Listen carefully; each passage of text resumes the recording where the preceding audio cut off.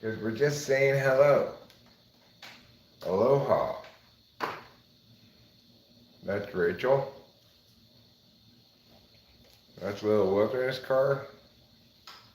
And I'm Eric. Together, the three of us are talking with famous people.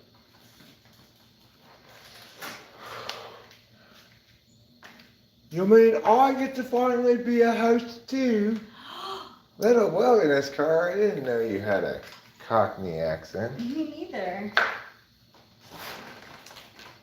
Well, of course I do. I'm a wilderness car. So, I titled this live stream Michelle Shock's Chores because I'm going to bite the bullet at some point during the stream. I'm going to go get those papers and register for that government website and find out whatever next information I can find from that process. My ability to procrastinate and fret over things that I should just do is amazing. It's ridiculous. It's very inefficient.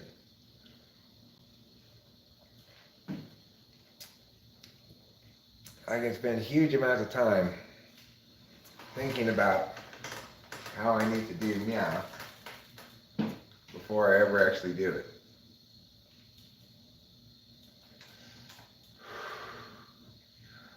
But today's the day, because once I said it out loud, like Michelle Shock's Chores, well, now it's out there for everybody to see that I have this thing I have to do. I can't just fret silently about it. It's a big step titling this video that. Yeah, it is. Yeah, in fact, I will go get the paper right now. Be right back. Then, at some point, when we go inside, I'll try to register for that website.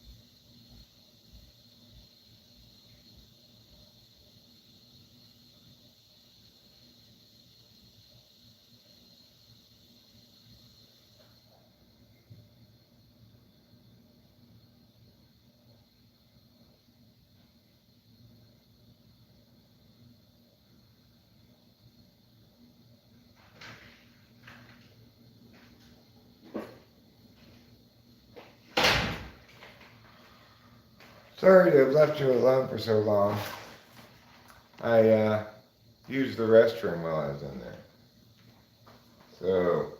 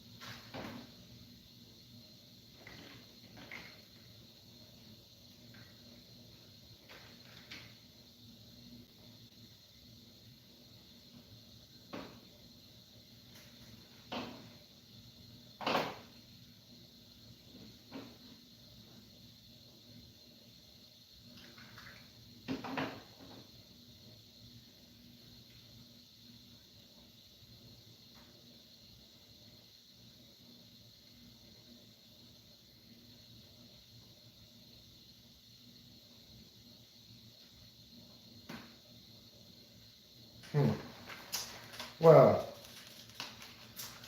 I'll go inside and check that online. The docket.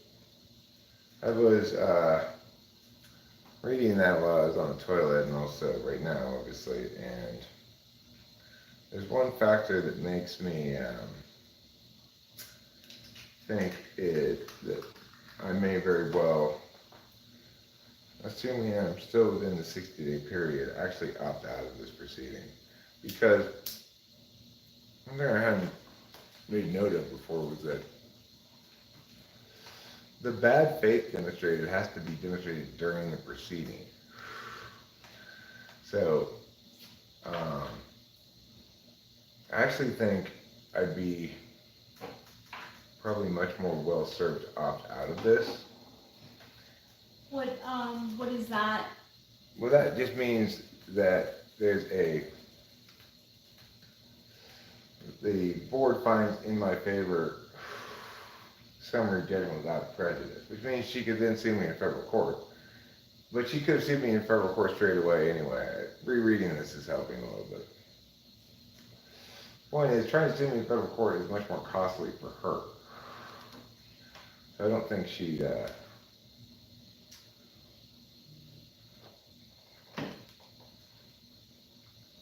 probably pursue that, and she also wouldn't win, you know.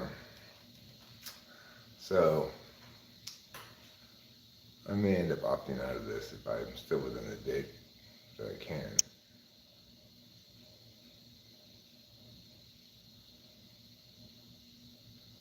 Well, if I opt out, then she has the opportunity to file a case in federal court against me, but she could have chosen that straight away, apparently, as I was rereading this. In other words, this isn't a necessary prerequisite step before you file a case in federal court, which is what I was kind of thinking of it as.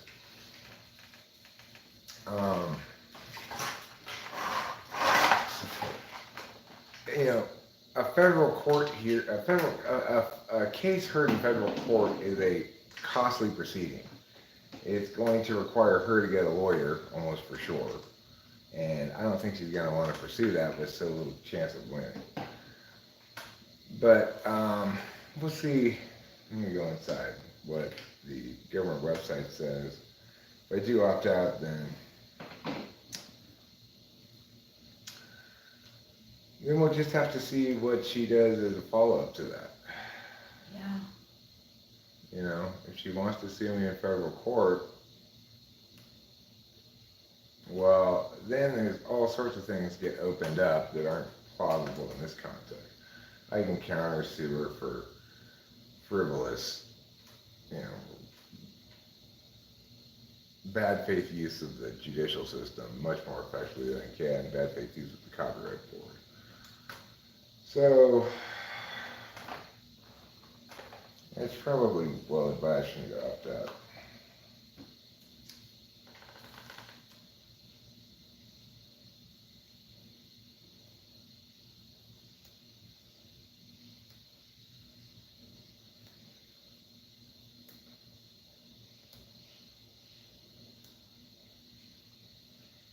I mean, I could imagine the board members ruling that factually the copyright violation occurred. She's entitled to statutory damages equal to meow. There's this section in here about if there's any kind of agreement, if you've made an agreement to not violate her copyright any further, because the copyright board can't file an injunction or anything to stop you from continually violating it. But if there's such an agreement, then they could reduce damages against you. Well, the thing is, there never was any possibility for me to make any kind of agreement because she didn't do what people normally do before they sue you, which is make some sort of demand. So, yeah, that. I guess, you know, why do her work for her, right? You know, just opt out, make her take me to federal court. There's no way she's going to get a huge judgment against me. I'll require a jury trial if she's suing me for enough money that I'm entitled to one. And I'll win against a jury trial, no problem. Because then I have the full array of options available. I can depose her, I can question her on stand, etc. So, obviously she's not going to withstand much questioning on the stand. If she makes the same claim in federal court that she's making here.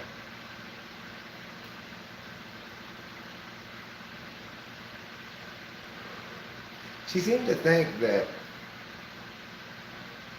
she could sort of goad me emotionally into making some kind of a decision here about this regardless. Like, I dare you to meet me in court. Well, I'd rather not, obviously. But it's strange to think that anybody would make a decision based on factors like that for a legal proceeding. You know? You know, kind of goad me into doing the wrong thing. Like, you tried to goad me into waiving my right to be served papers. Like, who would be goaded into that? So anyway, obviously I've been thinking about this a lot, and I'm coming right near the end of my 60 days, so I'm not exactly sure. It might even be up, but I don't think so yet. I think I might have a couple days left. And if it is up, then I just have to file a response. And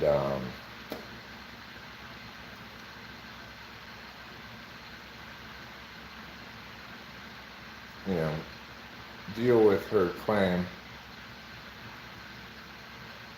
Well, you can't with the copyright board.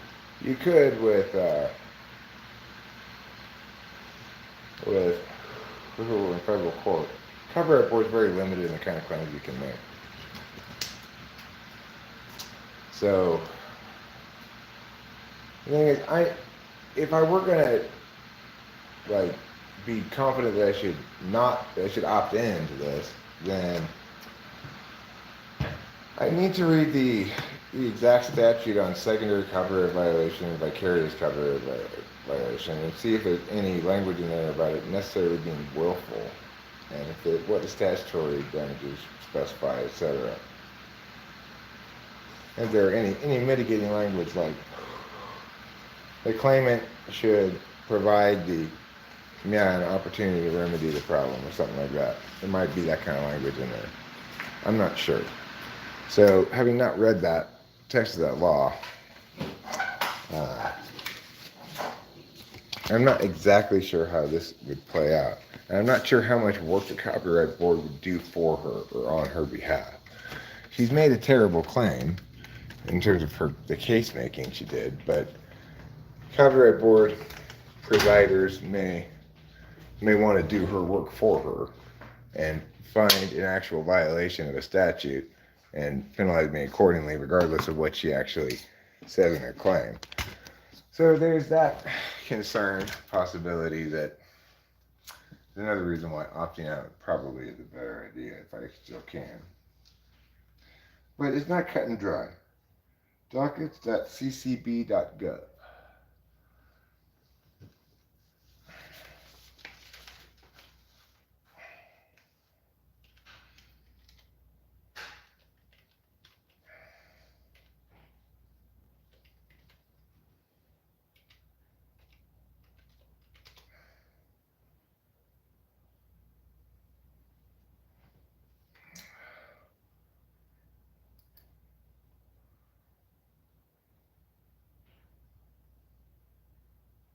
Search cases.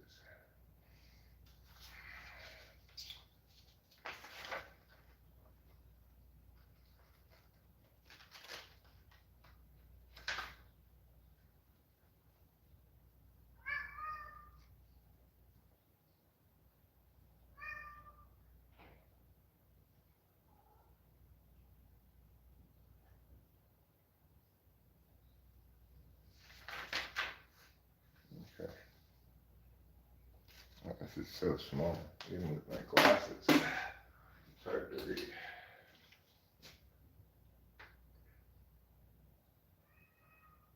MFH6.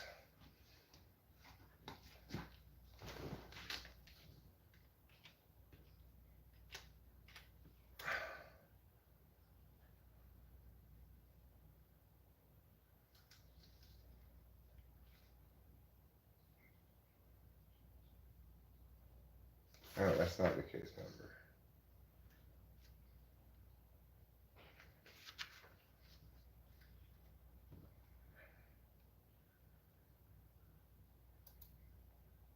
Two dash CCB dash 0271.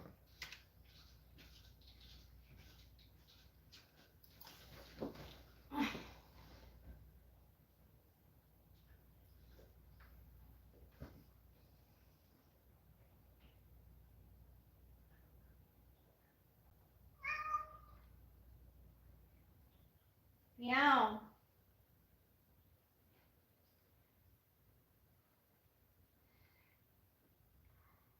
Okay, well,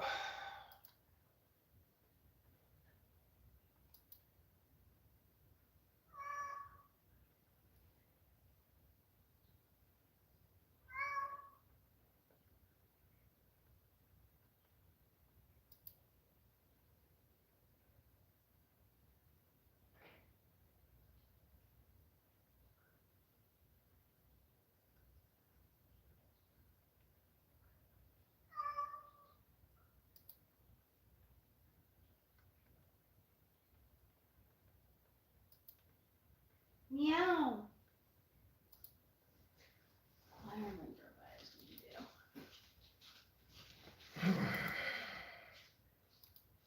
Well, what are you so excited about? I'm not going to bed. okay. You can go to bed. Why won't it let me do this? Opt out of proceeding.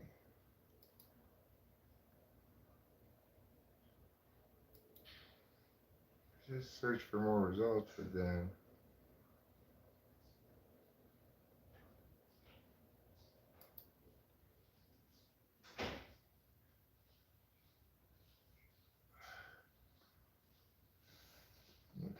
type it in here. Go ahead.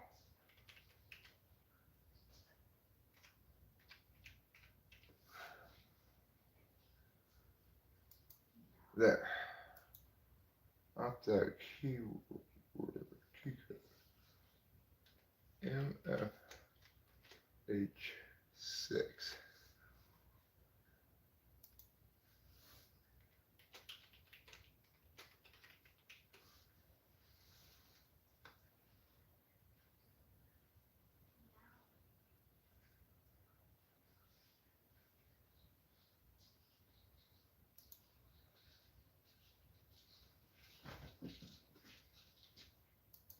Meow. Oh yes. Can you go outside?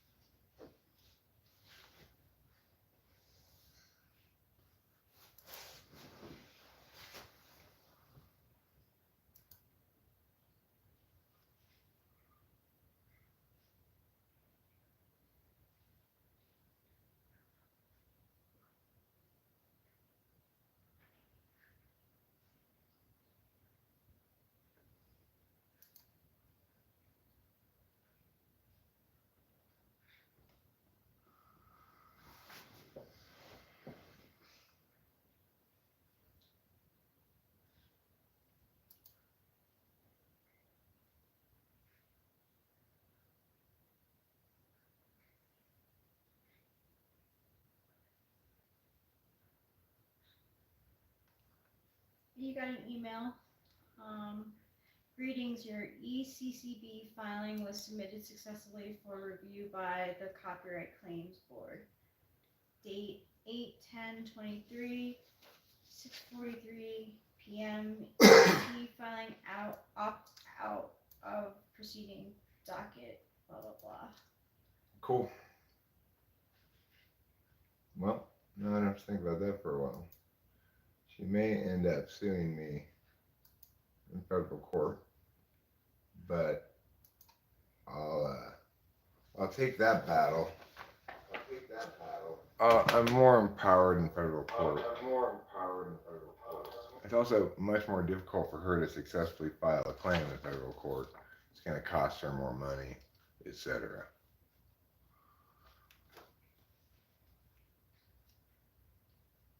Why so horrified? Well, at first I couldn't find the case, but then I could. So it's fine. I've opted out of this now, and we'll see what happens. She may want to file a claim in federal court. She may want to serve me papers. But while the Copyright Board is no doubt myopically focused on the specifics of a particular alleged copyright violation, federal court is going to be much less receptive to frivolous, personal, vindictive personal bullshit that she's pulling, you know. Yeah. First of all, I'm assuming in federal court, before she can even sue me, she's going to have to send a demand letter. She'd be demanding some sort of compensation for harms incurred. Unlike the Copyright Board, it's unlikely she'd send a demand letter insisting that I compensate her purely for statutory violation, despite the fact that she's incurred no harms. She'd probably have to expand the scope of it to a harassment claim, but that won't withstand any scrutiny simply by virtue of watching the videos in question. You're going to see that I'm not harassing her. I'm talking about the legal matters.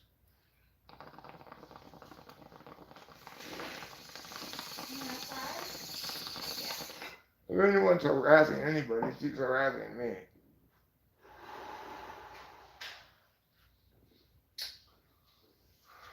Because after all, you know, I made that one video where I linked to stuff on the Internet Archive.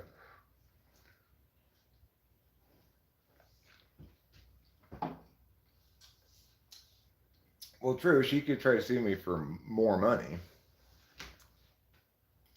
I mean, what I might be legally guilty of is linking to illegally hosted copies of her songs. Now, whether or not for me to be liable to that, whether I have to have good reason to believe that they're illegal copies, etc. Well, I mean, copyright is a federal matter. Winston-Salem. It's one of the enumerated powers of Congress. Copyright and patent law is specifically a federal matter.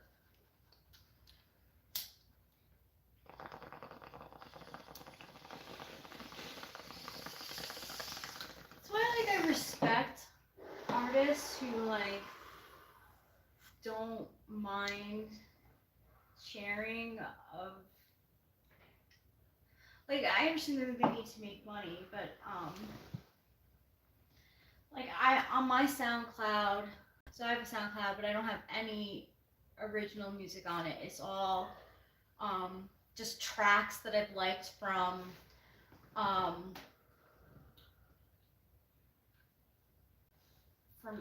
different times in my life, and I used to use like an illegal download system where you can like download videos from YouTube, and like I have one from a pretty big artist on there. And I've never had I wasn't like marked for copyright or anything. Right. But the situation here is what federal law might I have broken? What statute might I have broken? Well, secondary and vicarious copyright violation, which, as I understand it, is intended to stop people from, say, making a YouTube channel. It's all about different ways you can get around copyright protections and different places where you can find illegal shit to download. If you do that,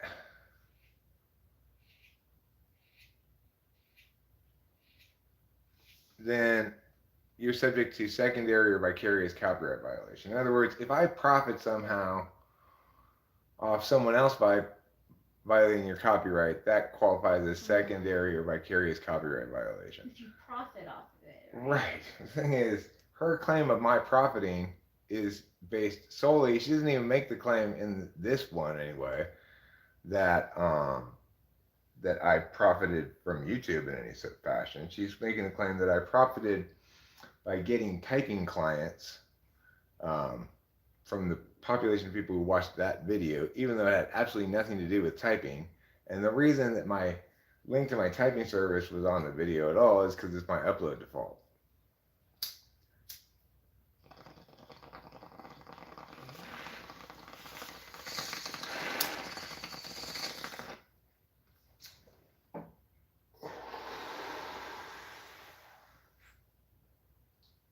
With all the counterfactuals in her claim about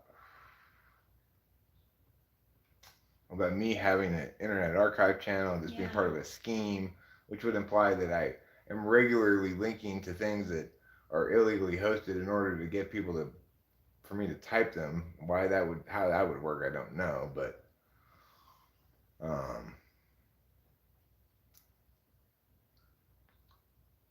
yeah, and she filed her case under smaller claims at $5,000 max. But presumably she did that because no, I mean, as soon as that video got taken down, obviously whatever pennies it might have generated were seized by YouTube.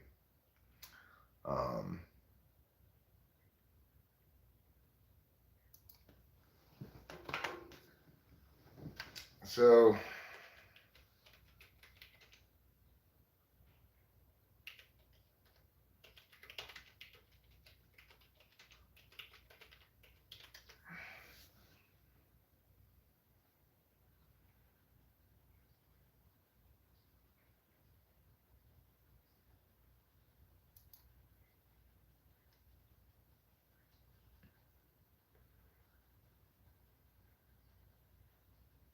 So here's what generative AI says about it. Secondary copyright infringement is a legal theory that allows someone to be held responsible for copyright infringement even if they didn't engage in the infringement activities themselves. Secondary infringement occurs when a third party supports or enables the infringement of a copyrighted work by the original infringer. Examples of secondary copyright infringement include selling or importing pirated books or making infringing copies for the purpose of sale or hire. Um,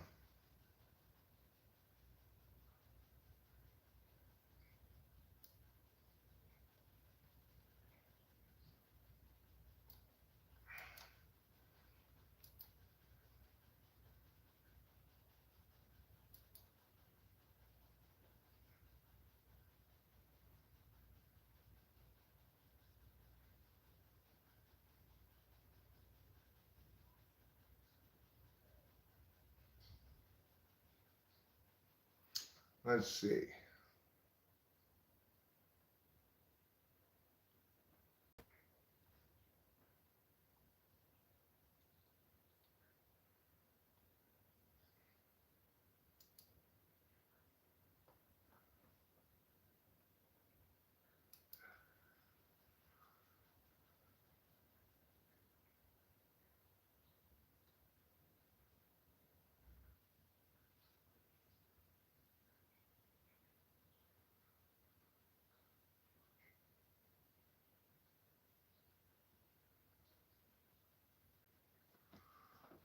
Hmm.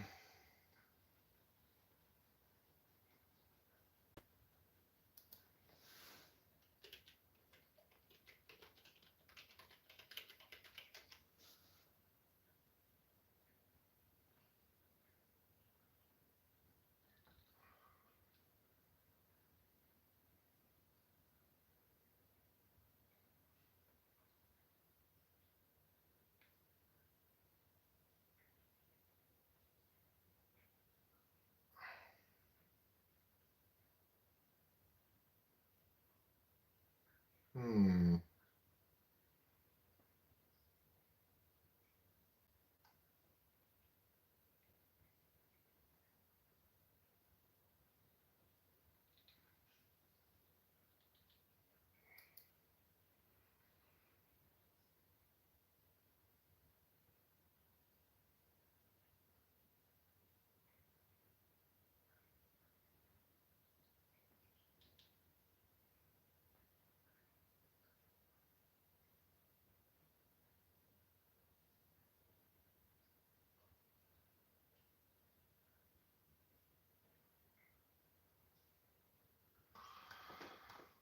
Well, let's see.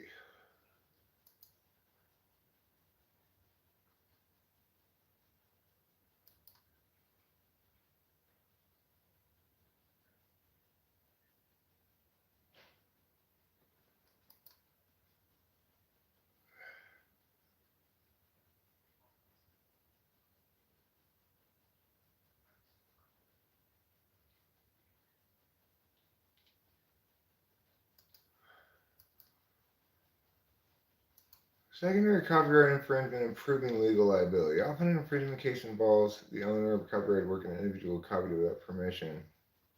Sometimes a third party enables or supports the infringement. An example might be a store that sells copies of an infringing work. A copyright owner may be able to sue these secondary infringers in some situations, which can expand the remedies they can receive for the infringement.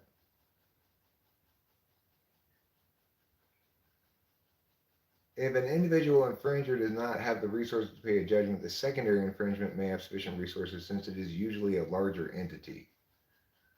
So this is like, they got me backwards here, right? The basic elements of a claim: you must show that you registered your copyright.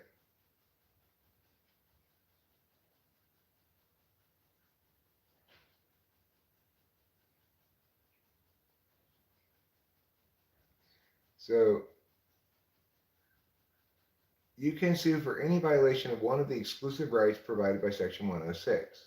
These include the right to reproduce the work. I didn't do that. The right to distribute or sell the work.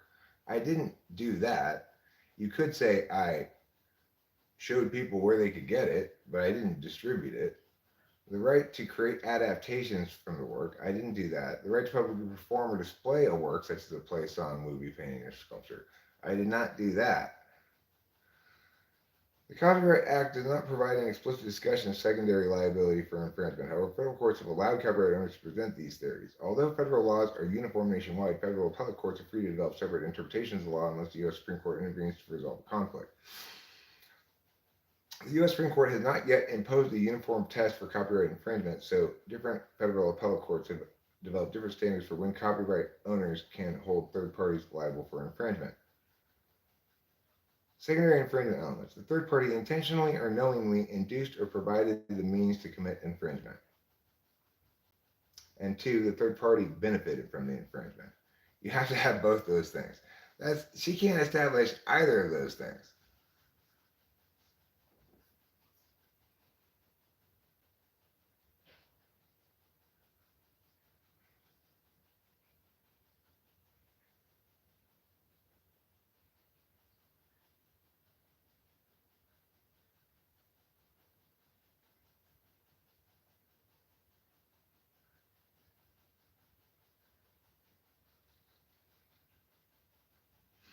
Direct evidence that the third party knew that a work infringed on a copyright is rare. More often, a plaintiff will need to provide circumstantial evidence that their work was sufficiently recognizable in a certain area or industry such that the third party should have recognized the infringement. However, they would need to present some evidence beyond their own assertion that this is true. There's no evidence that is true that you can provide because at no point did I say, here, go get this illegal music, right? I just called it elusive, hard to find, which implies that I thought I had found legal copies of it. Yeah. So, based on what I'm reading here, she's got no she's got no legal legs to stand on whatsoever. She cannot establish that I knowingly or willfully linked to I purposefully linked to what I knew to be an illegal copy of her song. She cannot establish that because it simply isn't true. And she certainly can't establish that I benefited from the infringement at all. You know, all I've done so far is experienced harms. You know, so whether it even comprises an infringement at all, given that it could only be a secondary infringement, and given that neither of the two prima facie elements are established, you know, I shouldn't have even gotten a copyright strike. So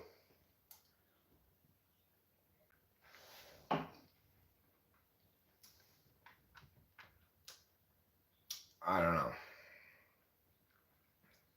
I mean, you could make the general argument that I had a general benefit of having 147 more people look at my channel potentially than would otherwise, some fraction of which are people who maybe otherwise wouldn't come to the channel at all. But why that would benefit my channel at all, I don't know, because it's not the sort of content you're going to find here, you know. Yeah.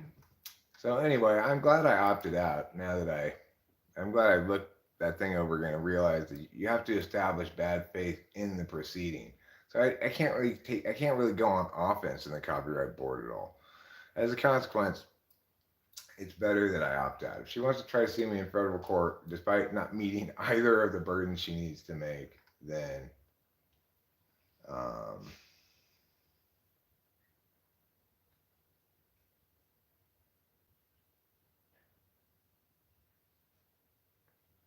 this song is? Let's listen to it.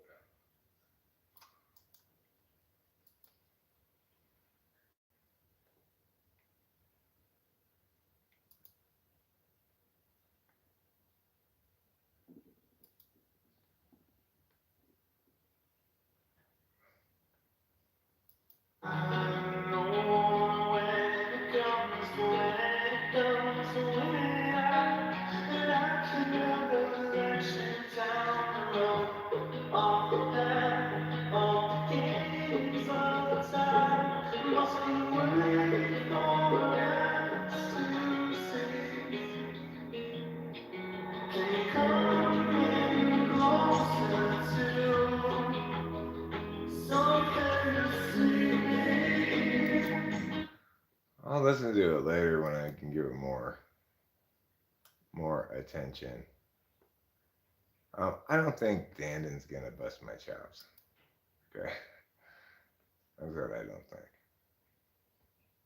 I mean, you're talking about a video uploaded 4 years ago that's got 450 views. So I'm not too worried about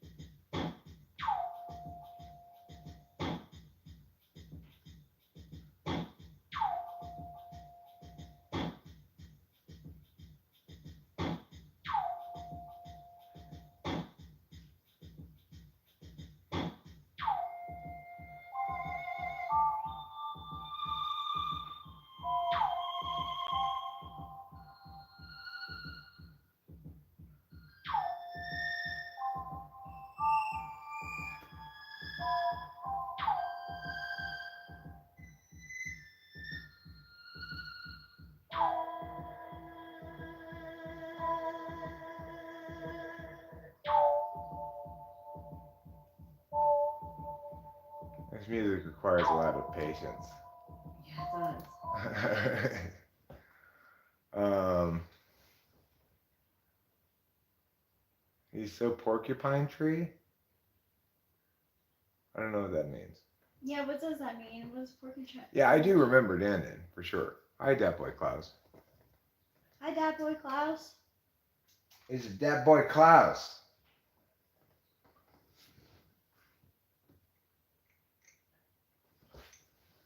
I don't know what I typed him as, but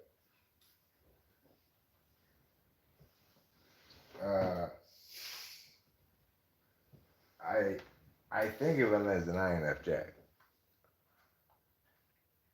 I don't exactly remember typing him. I remember having a couple conversations with him, and I remember hearing about some like ideas he had about things. It didn't really. I don't remember exactly what they were, but they seemed to make sense at the time. They didn't really conflict with anything I was saying. They weren't really derived from what I was saying, but I don't remember exactly what it was he was saying. It's really hard to type people just on like talking to them too. I mean, you get like some idea, general. That song you say is amazing. I will probably need to listen to it again and pay some attention to it. My initial impression of it was not so much that it was amazing, but I could be over influenced by the fact that I don't like the timbre of the voice, which isn't his voice, by the way. Oh, really? Yeah. That's somebody else's music production of something of his. Like, I'm not exactly sure how that would work, but Hi, New Groove. Hi, Misfortune. New Groove, Misfortune, Boba Fett, Winston's mom, hello. That boy Klaus, anybody else, hello. How are you? I'm fine. I did that thing. I got that done, that thing. Yeah, you did. That's like a big thing. I mean, I've been stressing out about it so much. I would be too. I didn't bring it up on purpose because Well, I had more days left than I thought, actually. I thought it was up. I was like, uh-oh. But Well, I knew if it were up, then it would be just recently up, and I just began the proceedings. it wouldn't be a problem. 'Cause then after the 60 days is up, then it's gonna be like at least you got at least 30 days to respond once it initiates, you know. So I knew I was gonna be fine no matter what, but I'm glad that I opted out Good. because I don't think she's gonna uh, ever see. I don't think that case will ever see a judge in federal court. I hope not. I really do, cause like I know we didn't even think that she was gonna sue, and then she did. Right. Well, I mean, if she brings the same kind of substantiation to a federal court case that she brought to that thing, I will immediately issue a motion to dismiss on the grounds that she does not meet her prima facie burdens to establish either of the two elements necessary for secondary copyright infringement. And while different appellate courts have varying degrees, varying standards for what exactly elements must be met, the minimum that they all agree on is those two elements. So she can't meet even the broadest interpretation of secondary copyright infringement. I don't meet any intuitive equivalence to an example of it that we can cite of what secondary copyright infringement is. I'm not was never intending to profit off it at all, except insofar as maybe it got helped some people who were looking for something, and in fact got no actual profit from it. Got a copyright strike, had to go to copyright school, made videos in which I indicated very clearly that I would never do anything like that again, and and there's not a single shred of evidence to indicate that in fact she can prove that I willfully, knowingly linked to illegal copies of her music. It's funny, Boba Fett. Like you say, I must smoke my ganja away from the old folks. Be right back. Like when I like smoke weed, I feel like, especially in my house, like I kind of am like I'm glad that we like went into the garage for like when my dad and Trisha were here, but like I didn't feel like I don't know. It's not our choice not to smoke weed in the house, right? As a Yeah. normal standard thing. It's our choice not to smoke cigarettes in the house because I don't want the house thinking like Well, cigarettes. it seeps into the rug and Yeah, stuff. cigarettes just destroy a place. But like, people drink in front of people all the time. Yeah, even though that can lead to spills. It can. But we don't prevent people from having beverages. No, Uh, regardless, it's you probably appreciate it more than I because I've had that standard for many years. But it's nice to not have to hide your perfectly legitimate activities. except I'm not gonna lie. Like, when my mom left for a little while to get ready, I smoked a joint in the room, and I was like, thank God. Like, I was like, it's my wedding day. Like, I want to smoke weed. I always said if I was going to get married, I'm going to be smoking weed beforehand. And I know she wouldn't have been okay if she knew. I mean, maybe she did know after. I don't know. I tried to air it out and stuff. He wasn't gonna say anything. Not on that day.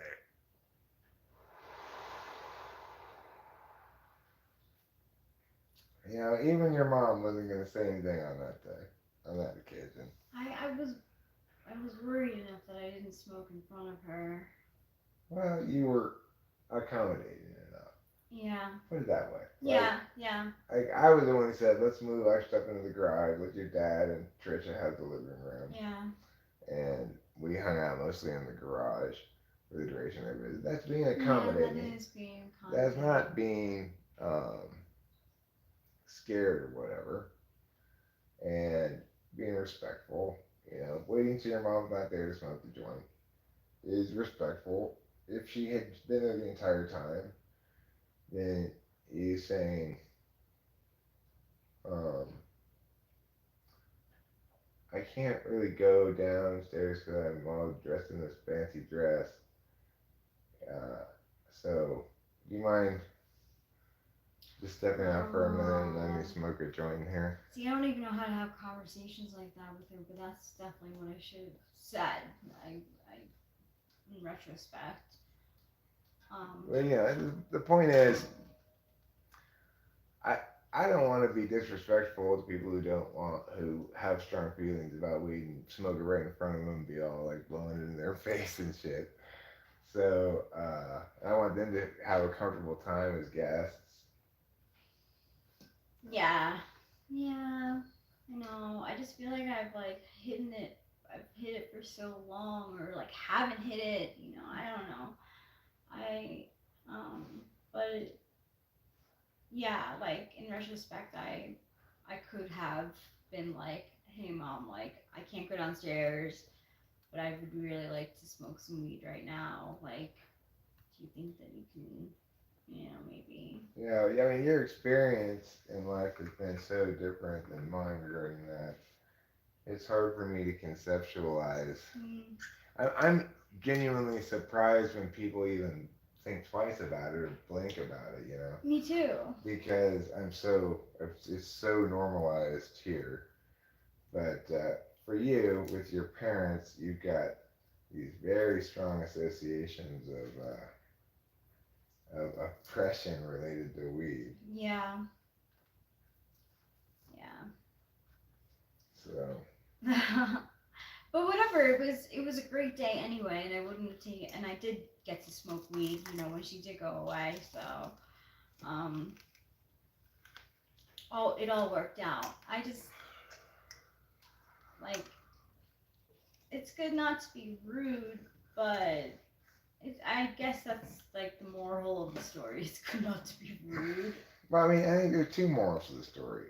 Uh, Number one, that when you when you treat it as though and actually feel as though it's completely normalized as it should be, Mm, then it doesn't feel like you're doing anything other than being extra cool when you go, let me not smoke this around you because it might bother you or whatever. Just like with cigarettes, right? But um, but the flip side of that is sometimes you'll forget that not everybody's so blasé about it. Like when I wanted to smoke the joint with the caterer guy, and he like had to say to his boss, "Hey, the client wants to engage me here. Am I allowed to smoke this joint?" they're Willow Creek Catering, right? Yeah, I think Okay, so. because I want to write a review because They they were were great. good. They were Yeah, fantastic. yeah, they were fantastic. The whole thing was fantastic. So Michelle's shocked after all of that waiting, and understandably, I'm sure anticipating that I was going to opt into this thing. Um, will no doubt be a little disappointed that I opted out, but having looked into it more and read that thing more, the copyright board favors too much the possibility of like a technicality resulting in them making some kind of judgment in her favor. I don't know. But I mean, I think even the copyright board would have to uh, go by the would have to go by the standards, and once it was demonstrated to them by me that her claim is factually false, that in fact there's no scheme of mine to exploit copyright to make money, and that, but the thing is, and that you can't establish willfulness or knowingness or even make a strong circumstantial case to it. In fact, I can make a much stronger circumstantial case against it. And that prima facie burden should get it dismissed in copyright board too. But I like the mechanics of an actual court better because um, I can file a motion to dismiss before we even get near jury selection, before we even do a deposition. And then there's all these steps in an actual court case that happen before you ever see a jury. And then if somehow everything goes catastrophically wrong all the way up until then, and then when we'll see a jury, I still can't imagine a jury's going to side with her. When they look at the totality of the evidence, they actually look at my channel, they can see I'm not operating a copyright scheme of any sort. This was a one-time mistake. I didn't knowingly link to her. Like the judges may say, well, that's a point of fact for the jury to decide. If I make the case that we should have a motion to dismiss because she doesn't meet a prima facie burden, they may try to reframe those prima facie burdens as points of fact for the jury to decide.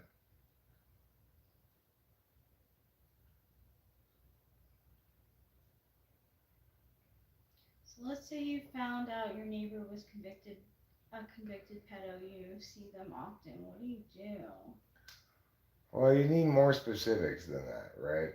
Like, I'm not ready to condemn anyone for crimes they've committed and served their time for as a human being unless I know some pretty horrible specifics about them. Yeah. So just because somebody Yeah. got convicted of something that broadly broadly meets the definition of underage, there's varying degrees of wrongness depending on what the circumstances were, right? Like, if it's an 18-year-old and a 16-year-old, it's a very different story than. So you'd need to know a lot more specifics before you decided you wanted to just add whatever additional things you might want to do. I think in general, it's probably not a good idea to take it upon oneself to make somebody else more unhappy because you think they need to suffer for justice reasons. Hero Lamb, did this neighbor have to go to your house and say, I'm your new neighbor, I'm a convicted pedophile? Because I know that that's what they have to do. And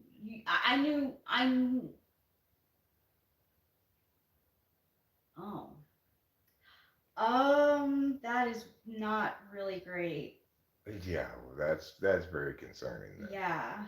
So if the individual is engaging in concerning behavior like that, if he were not concerning, in other words, if it was some travesty of justice ultimately, but he was technically guilty of something like 18 and 16-year-old, for example, then he'd not at 30 be trying to talk to teenage girls, right? No, he shouldn't be trying. Yeah, exactly. He should not be trying to. And if he was convicted already, like, he should not be talking to any teens. Yeah, for sure. So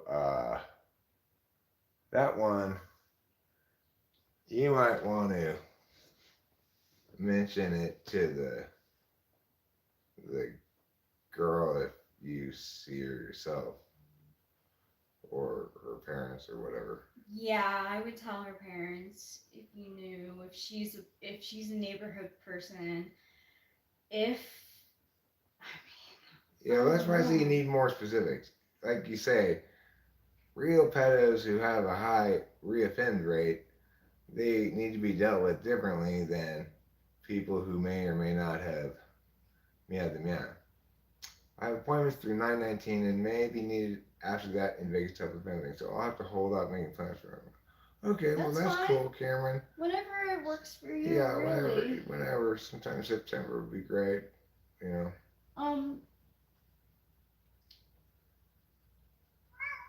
Just not the 22nd, or like probably not the 21st or the 23rd either. You know. Yeah, and we're planning on like maybe honeymooning in the fall, right?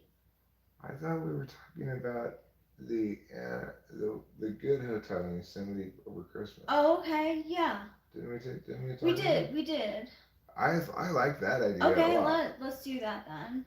Yeah, I thought we were in agreement about it, but if you don't like that idea, we can do something No, else. no, I do like that idea.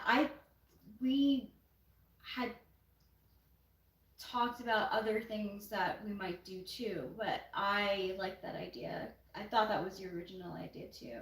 Because your mom mentioned the like summer camp hotel.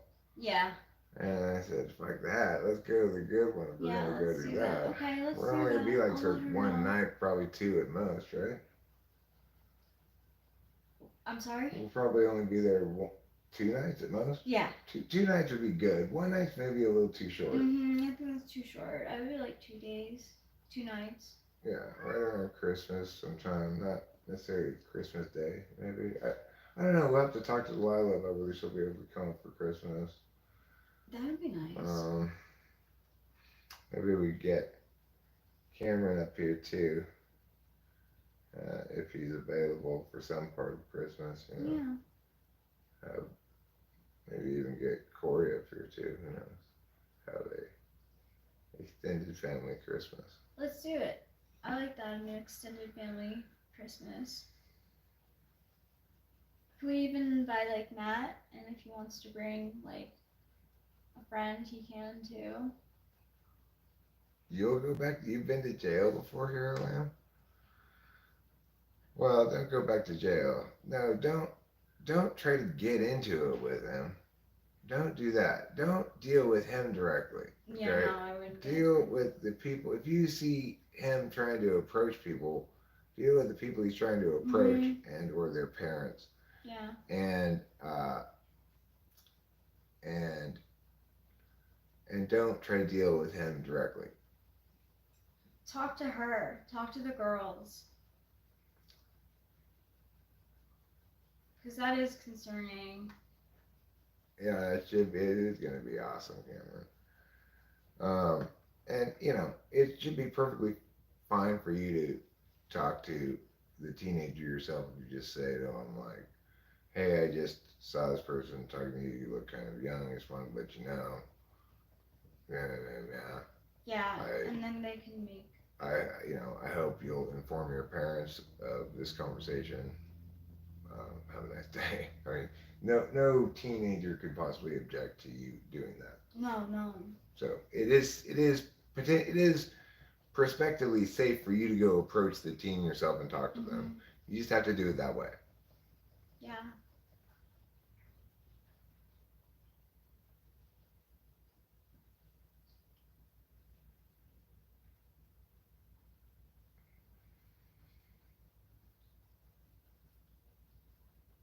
You know, giving people information they need is always a good idea. Assuming you're not their enemy or something, right? Intervening in some other ways is, in some sense, always taking away from the person's rightful ownership of the situation and her right to decide what to do with that information, you know? Now, I don't think she's gonna be like, "Oh, I want to get to know this guy more." So, if you were concerned about that, then that might, in fact, be a reason not to inform somebody. But in this case, that's not possibly a reaction anybody's gonna have to the information you're gonna share. So, as a consequence, you know, informing her, and if she wants to get more like proactive in dealing with it, then that's up to her. Right, like you can't just blame the parents. What makes you think she's talking online to strangers and she's got crappy parents and stuff? Yeah. What could there's no information provided here could possibly cause you to conclude that? Just because somebody goes up and talks to some girl and she has a conversation with him briefly, Then you can't blame the then parents. then where's the online thing come from? Why? Like, why would And you want to then blame the parents? Hero Lamb found him online, but he didn't see him talking online. I don't think. The parents could have told her like, don't talk to Yeah. strangers, but like stuff happens. I don't. All he said was that he found the guy online after seeing this conversation. So,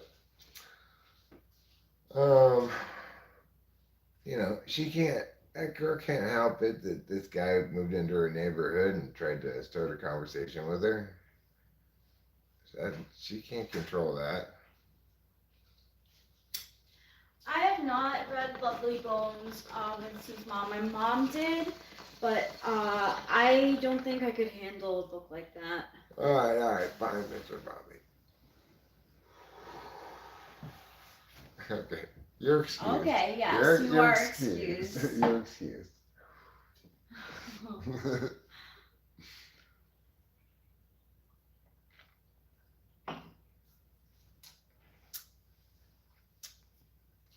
Like I get like very much like if you see something, say something. Yeah.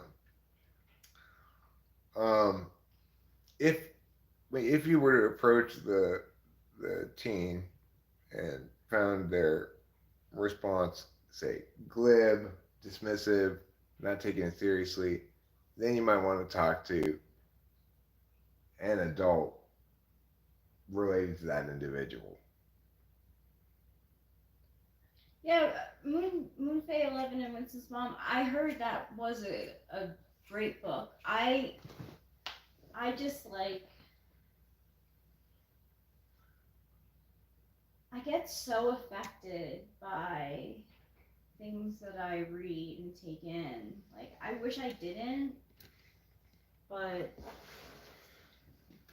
I do. Like I like stuff sits with me. I hate that. She gets affected with feeling disorder, Yeah, I do. causes her to incur negative feelings as a consequence of having experienced, metaphysically, something atrocious about human existence. Yeah. It's like I already know. I already know how shitty everything is.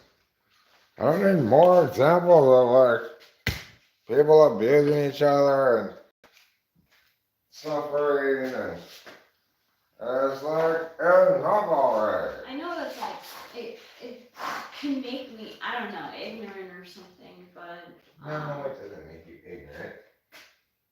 It makes you protecting yourself.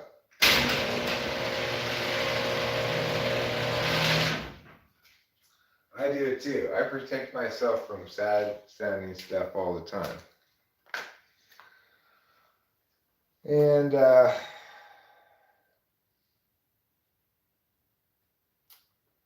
what I wanted to say was something about a different topic altogether, which was what? Good.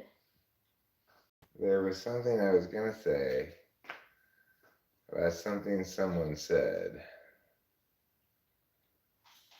Um,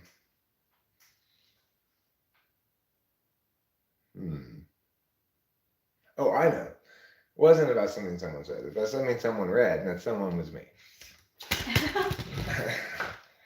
So I periodically Google News, check, or use the Microsoft News thing to read articles about UFOs and stuff, updates to the unfolding UFO mania that's going on right now. Well, today or yesterday, maybe I think it was yesterday, story broke or somebody interview was published or whatever of this retired CIA agent claiming that this is all just getting the public prepared for the big reveal when the aliens are going to come in 2027. Now, you want to talk about like stinky, stinky stuff? That stinks like stink. It just stinks like information campaign to me. What does information campaign mean? Well, like the CIA is purposefully releasing disinformation to make it impossible to find out what the truth about things Oh are. my gosh, it's so annoying. Oh. Yeah, it's super annoying. And, obviously somebody needs to get the intelligence agencies somewhat in check, make sure that their behavior is in line both with American values and American laws. I know that they've got extensive legal department things as opposed to checks and balances on their otherwise shadowy extra legal powers. But I don't trust the intelligence agencies because if you look at Operation Northwoods, I believe it was called, there's I don't think it was ever actually followed through on. But if you've got a American intelligence, that you have proof already in history that an American intelligence agency has done like cloak and daggers kind of work, attempting, putting together a plan that involved killing Americans in order to justify doing something that was supposedly in America's best interest. That betrayal should never be acceptable under any conditions.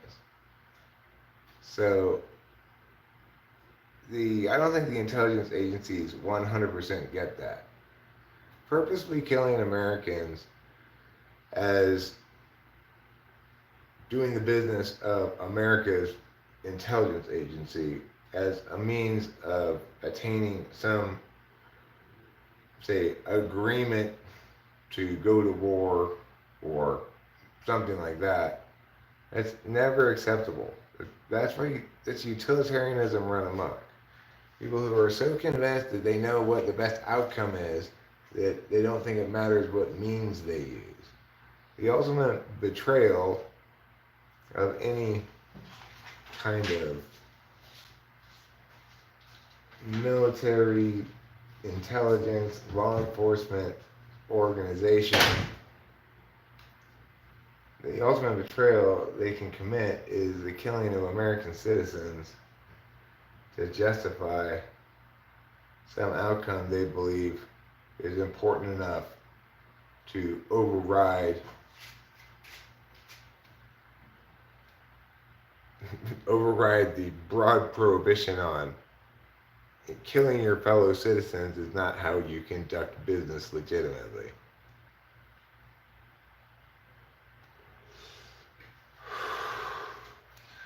Regardless, I also don't think spewing disinformation into the public in order to protect national security is acceptable. If you need to spread a bunch of lies to keep your secrets, then you must be up to no good.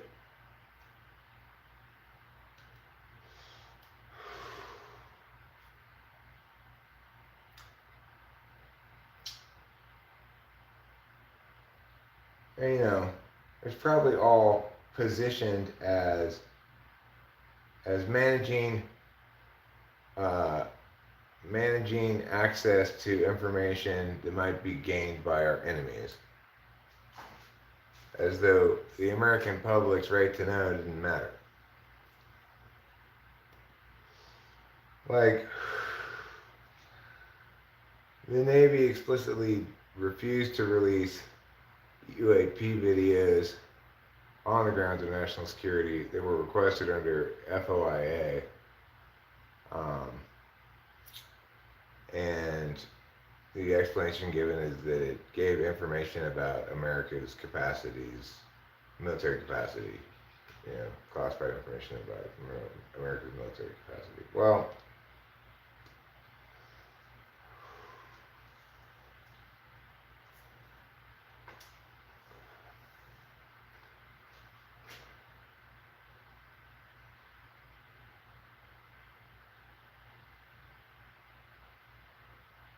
what that's saying is they don't want people to know all the different things they can measure and how precisely they can measure them. Stuff like that. I mean,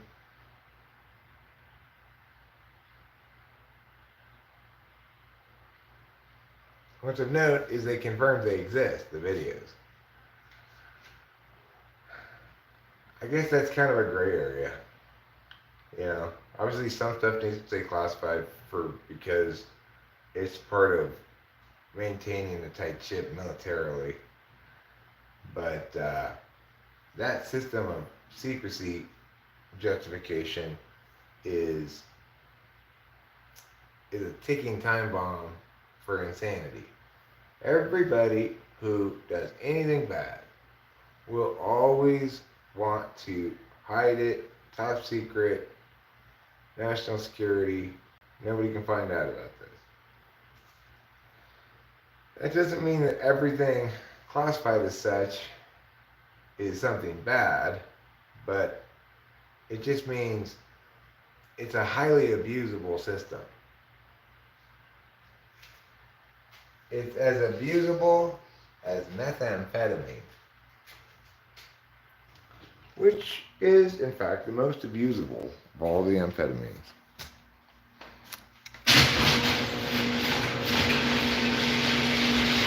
Fun facts with Eric.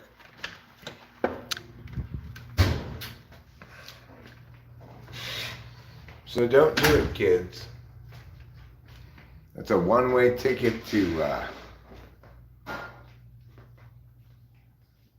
a party at the Crazy Factory. Did I hear about the 2 soldiers caught spying for China? No, but I know that China's nonsense is a very serious problem that somebody needs to get to the bottom of. We need to root it out.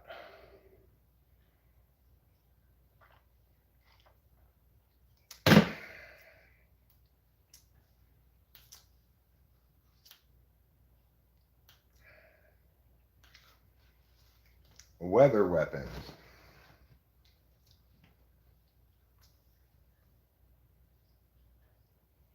Weather weapons. You can imagine a commercial for weather weapons that airs on global elite closed circuit TV. Weather weapons. Are you interested in harming your foes in ways that can't be traced back to you? Well, consider Weather Weapons' newest products. Try Weaponized Typhoon.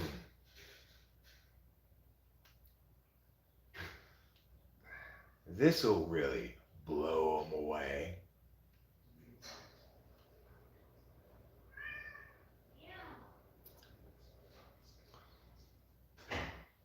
With weather weapons, you have the possibility not only of claiming lives, but of damaging infrastructure, causing despair, refugee problems. Yeah.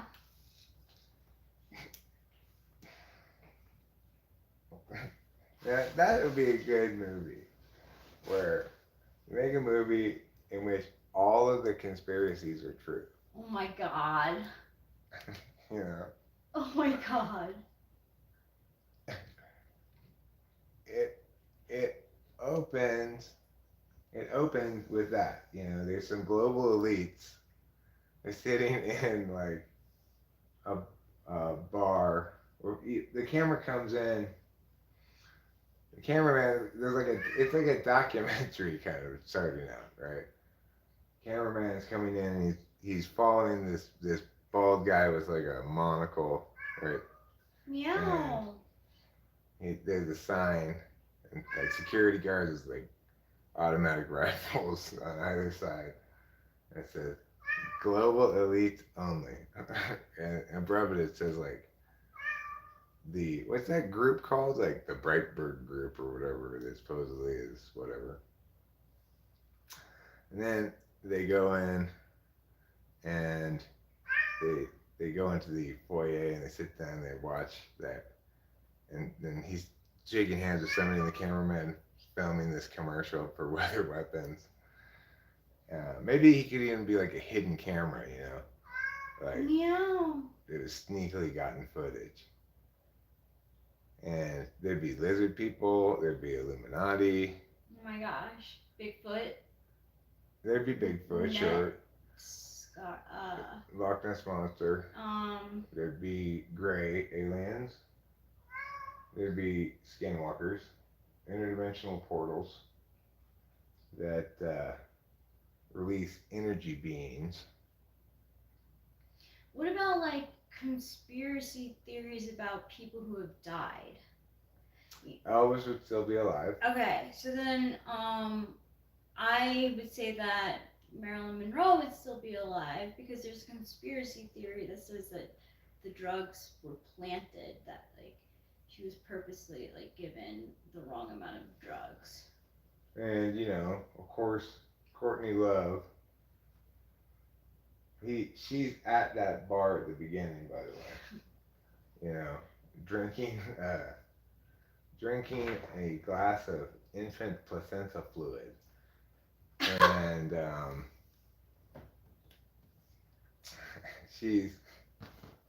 she's got like Kurt Cobain's finger bone and a necklace around her neck. Yeah, there'd be no conspiracy anymore. It would be real.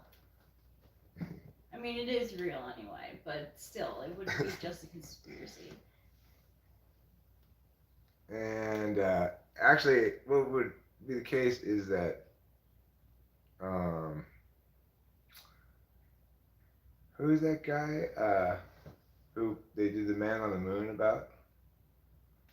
Andy Kaufman. Oh. Andy Kaufman would be alive, and the ringleader of a group of still alive celebrities that are waiting for a big reveal that they're gonna make in like 2030. Oh my gosh, that'd be so great. Tupac would be alive. Tupac's alive, Mhm. yeah. Well, these are all the elements in this film, okay? And the thing is, the guy who's like kind of a investigative reporter guy in secret, but he reveals during the episode during the movie that he's a son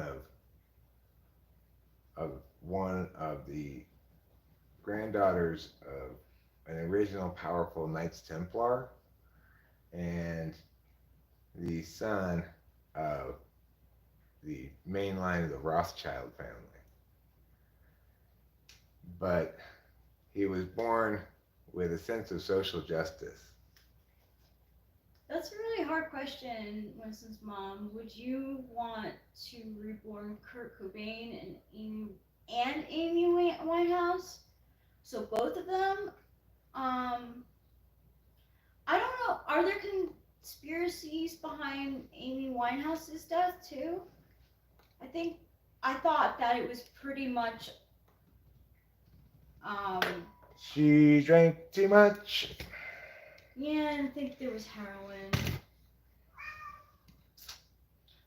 But she did drink too much. Well, the thing is, Mr. Bobby, you don't seem to mind my doubting when I'm doubting UFOs. When I'm doubting that they're aliens. Ooh.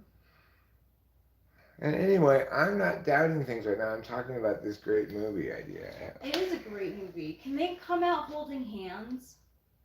Who? The people who are still alive. Yeah, all the dead celebrities, sure. Yeah. Well, I think it's fair to say they're in some kind of pluralistic sex cult. Marilyn Monroe and Andy Kaufman, Elvis, Amelia Earhart also Oh my god, definitely Amelia Earhart. still alive. Oh my god, can she be one of the last people to like come out to the on screen, like her big entrance, like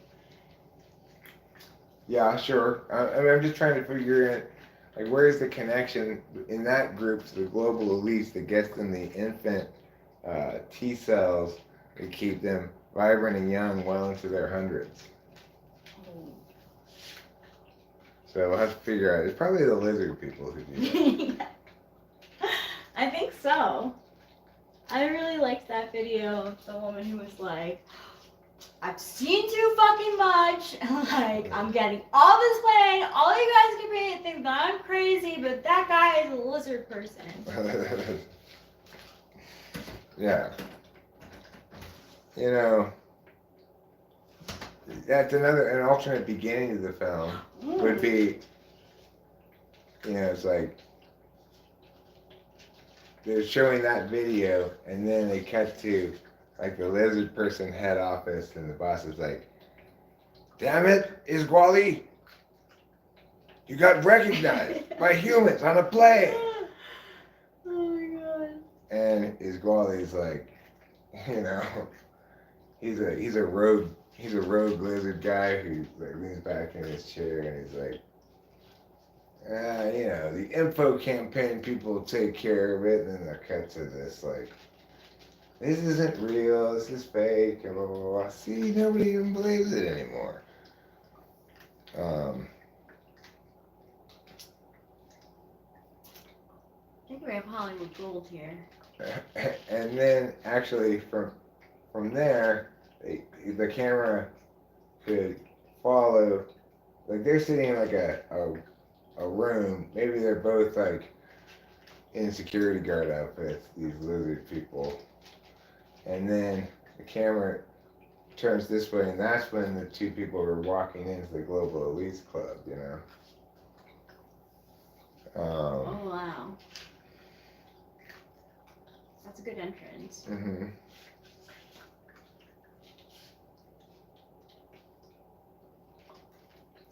And, George Soros is there eating baklava.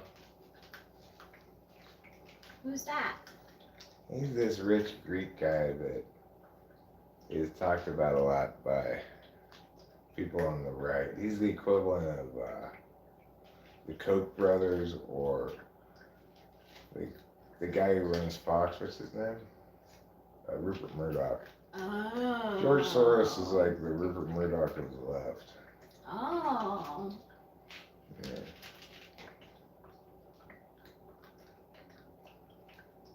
So, Princess Diana would also be one of those people. Oh yeah, she's still alive. Yeah, because she was in a they conspire that.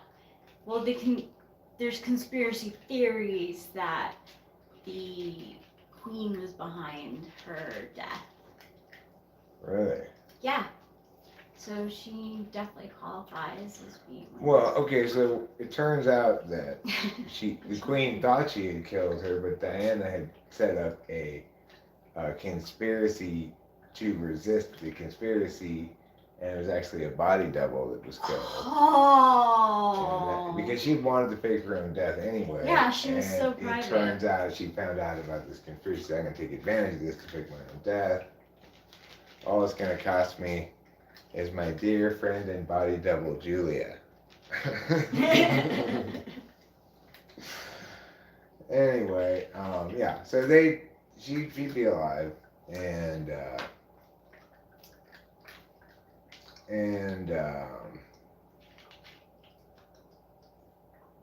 who else would possibly still be alive? Who has conspiracy theories? about their death. Mm-hmm. JFK does, but I he haven't heard does. any of them say that he's still alive. Those videos are fucking too much. I don't even know how, like, Jackie Kennedy, like, I would have to go through so much therapy.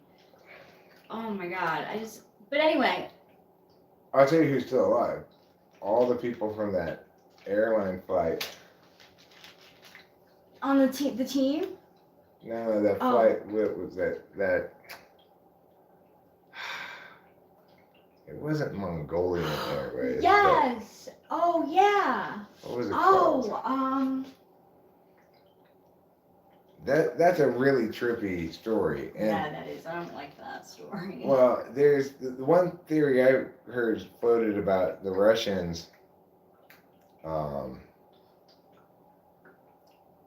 It's not implausible, and it's more plausible than the alternative things. The appearance of debris from that plane, like 7 of 8 pieces of it were found by this one guy who went specifically to look for debris, and like found it like right away. yeah, while it took like everyone else like.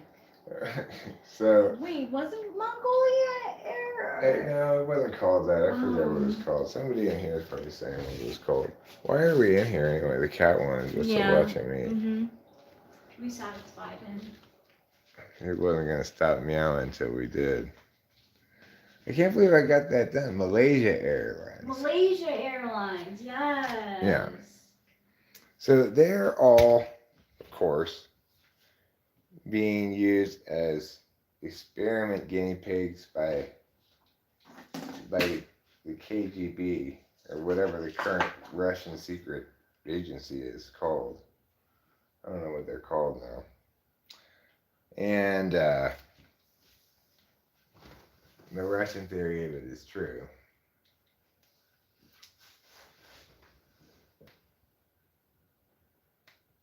That's a trippy thing. I watched a really good documentary on that. I think on Netflix, maybe on Hulu, but that did a good, fair job of presenting cases for various possibilities. I mean, if you want to learn, if you want to dig deep into that subject, it's a trippy ass story.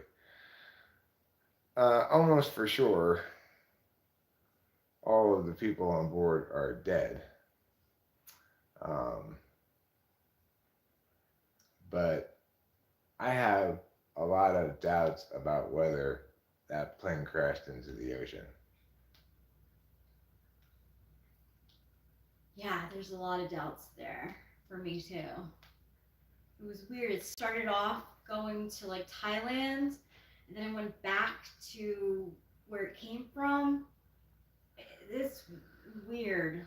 And it went blank, right? It went dark. The thing is, they sort of reverse engineered a way in which the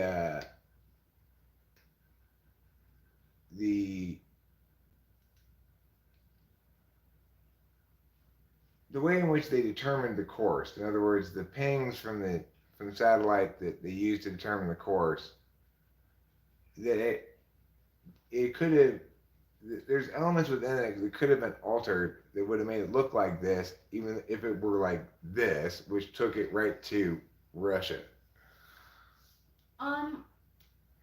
Show media, that's a good theory, but I really do think that Eric is right when he calls Adam Sandler an ESTP. He shows it the most in. Well, I mean, that'd be NI fourth. Yeah, right. So it would be NI fourth, so he could demonstrate it. Like he could show NI. That looks interesting. Yeah. There's so many conspiracies, you couldn't possibly put them all into one movie. It would have to be a series. That's good, though. That's good.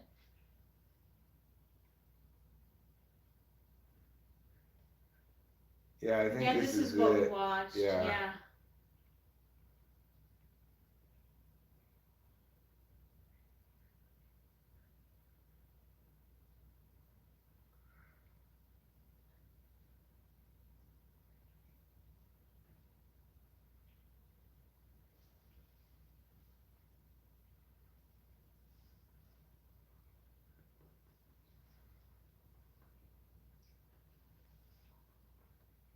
Further complicating the story, the disappearance of MH370 was what happened later. In July of that same year, Malaysian Airlines lost another aircraft when MH17 was shot down by a Russian missile. It was recently confirmed by an international team of investigators that there were strong indications that it was approved of by Russian heads of state, which Russia had denied. In episode 2 of MH370, the plane disappeared, experts discussed how the chances of two aircraft from the same airline crashing in such a short time frame are infinitesimal, causing the conspiracy theories to go even further.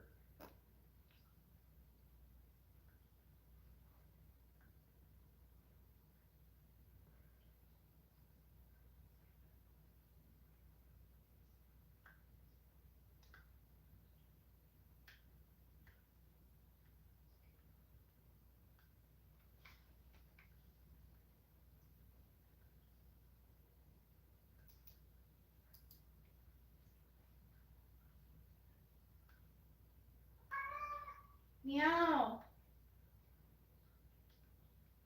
Did we see all three parts of this? I don't think so. Maybe. Maybe we did. I don't know. Where does it go on to? Oh, Netflix.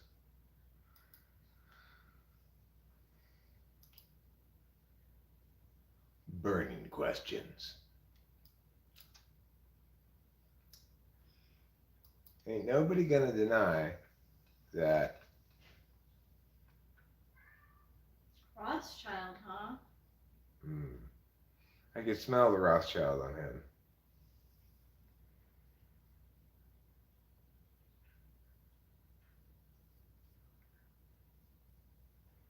Yeah, I know the other one just disappeared. They say it crashed in the ocean, they say it traced its flight path, but there's not been anywhere any kind of believable amount of actual wreckage found that would make anybody smart convinced that a huge plane crashed somewhere in that area. Right? Like, no debris field, no big oil slick.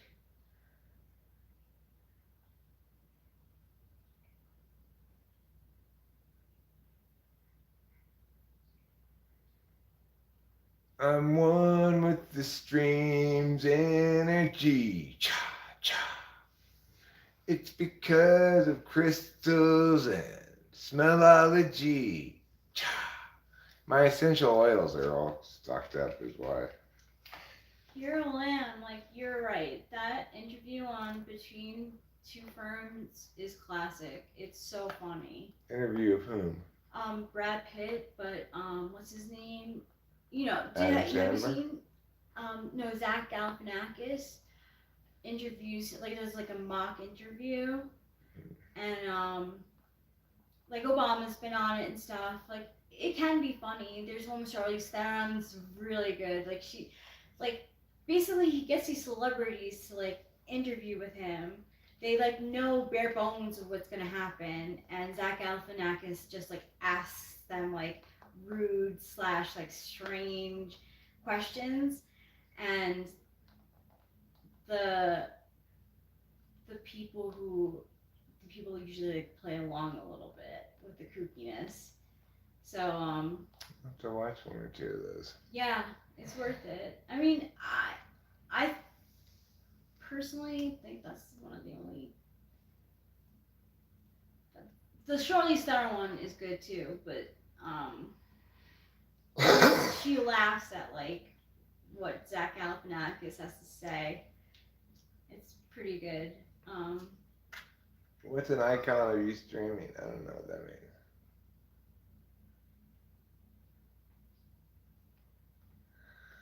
I would say you're about 98% likely to die in a shootout. But there's a 2% chance that despite having jinxed yourself, you'll be fine. The other day, I jinxed myself by crossing my fingers. Rachel just knew with her NI. Well, you just fucked it up, Eric.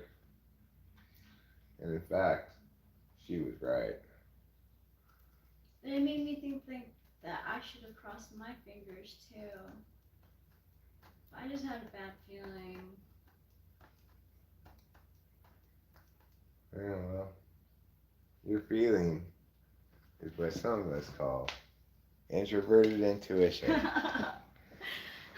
You might call it a feeling, but that's not what it is. That's what you have to say because people are like, you can't reducibly establish that. Therefore, it's just a feeling. Well, it's just intuitive knowing that in this case was right. You coming trouble or what? We've got cat problems. Cat problems. Two cats make for problems.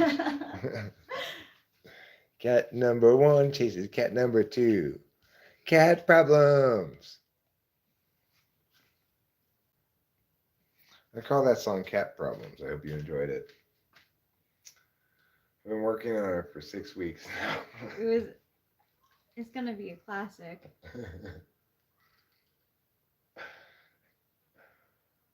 Yeah. Oh, shizzo.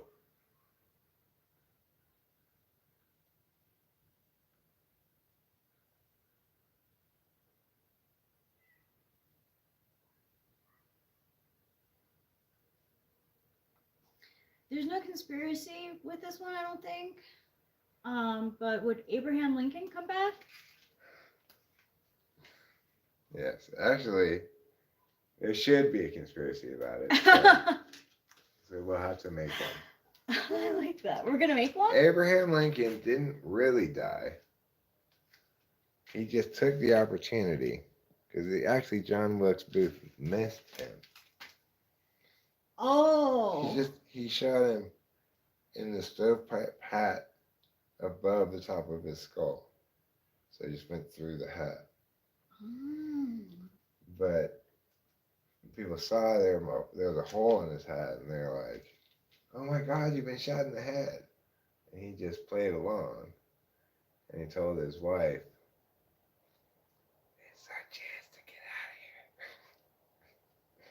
of here. And then, she arranged with some guys during the cemetery to switch out the casket with his body in it, he was still alive, with a casket that just had some bags of flour in it. And that's what they buried. And then he got out of the casket and they dressed him up as an old lady. And he took the train with his wife. He just looked like two old ladies. He was just unusually tall for an old lady. But he can hunch it, right? He hunched, but he didn't even bother to shave his beard. And he insisted on still wearing his stovepipe hat with the hole in it, So it's surprising, but nobody recognized him because the makeup was so convincing. That sounds like a movie in itself. Yeah. No, the makeup was so convincing. Yeah. The makeup made Abraham Lincoln's face kind of looks like mine. Looked just like your face, just with makeup. Wow. Yeah. So, like, what trips me out are these new filters where you can put, like, the filter makes your face look like a celebrity's face. Like, it legit looks like the celebrity that you, like, put your face on. It's crazy. Wow. Yeah. And there was one that I would definitely try. Out of the filters that ages you, so it like makes you look like an old person. And that sounds so wrong, old person. Is there one that youngins you? Yes, it makes you look like a baby. I don't want to look that young. There should be one that makes you look like a teen. Well, you could always do the same thing by standing in front of one of those boards with the head all cut out and the muscly body. Oh my God, I would love that. And then put on, like, underneath the picture, like, this is Instagram airbrushed. I just put actual body shown. Actual body shown.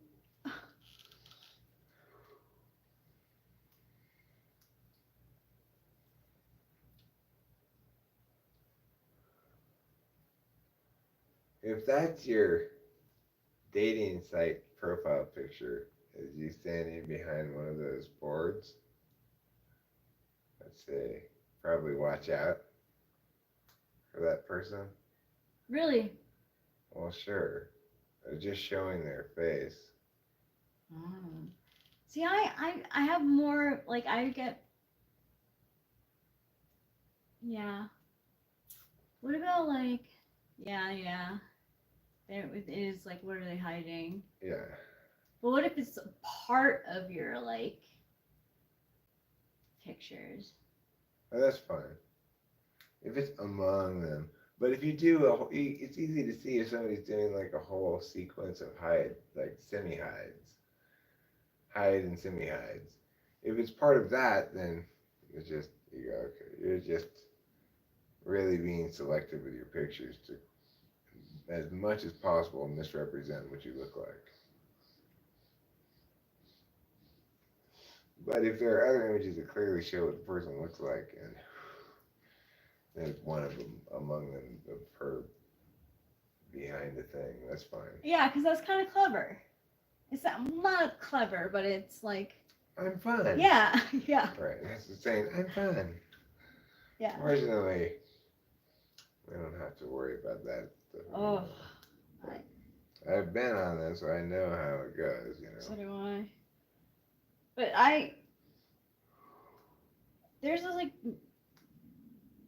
I mean, I guess it is easier for, like, females, but I, like, was not popular on dating sites, which is probably good.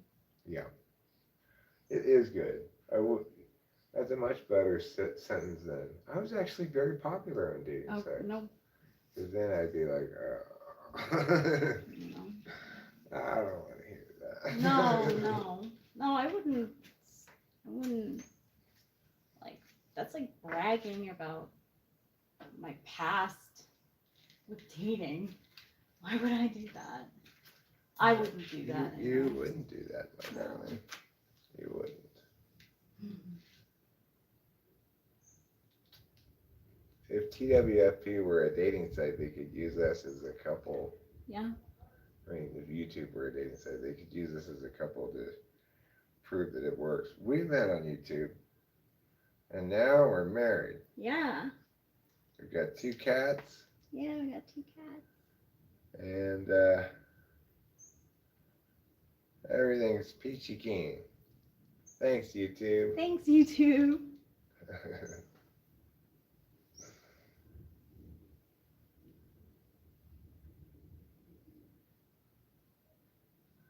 It's kind of nice out today, huh? Yeah, it is. It's a nice temperature. It is a nice temperature. Makes me want to use all temperature to wash our clothes. That sounds nice. All temperature. Yeah, maybe next time we'll get cheer. Yeah, let's. What laundry soap do you normally get? Tide? No, we've been mixing it up. Before that, we had Parasil. Sounds like a mouthwash. Yeah, I don't know what it was, but it had a lot in there. I realize now, like, Let's go over here. Next time we get laundry detergent, We'll get a bigger box of it. Yeah, we should definitely get like a major. Okay, we'll get a couple of them.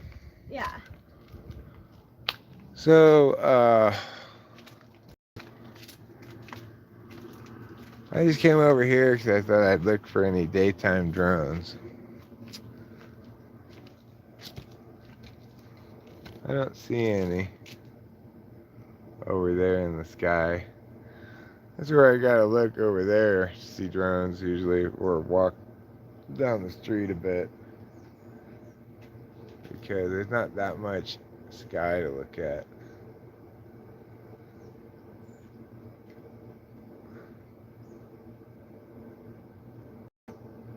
Well, how much sky do you want, Eric? You might be asking yourself. Well, I guess you'd be asking me, actually. But the answer is, I have plenty of sky to look at. I don't want more sky than this. I'm satisfied with my amount of sky. Now let's go over here.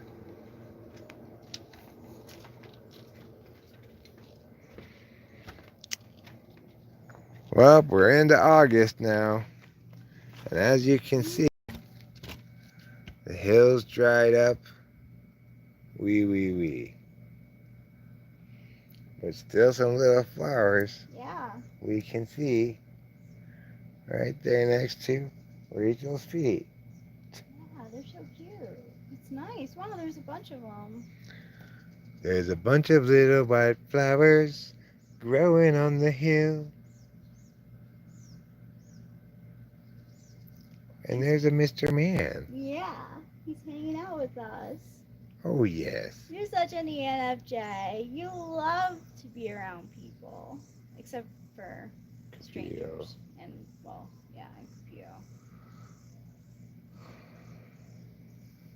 You're like, let's exclude Capio. You're like some horrible Japanese bully. Yeah, he kind of is. She's different. She's not TIFE like us.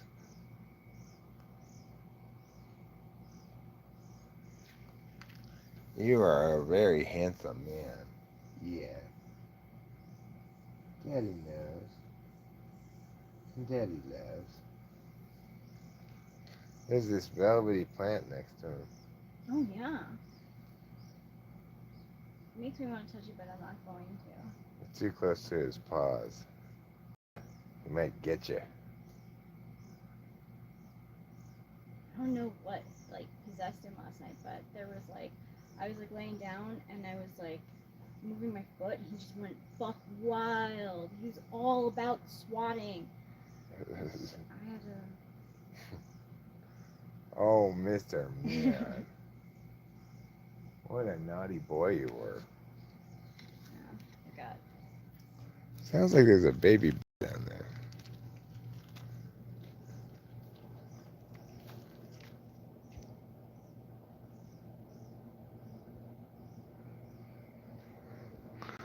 Well, who knows? Who knows what's making that sound? Could be anything from a Sasquatch to the Loch Ness Monster.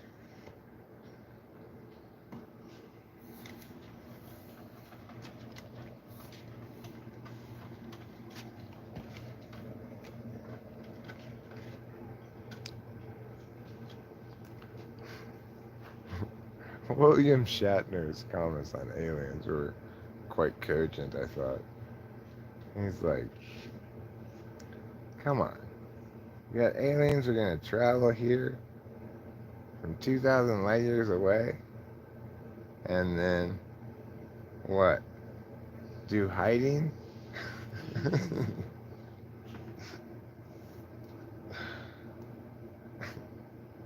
Good point.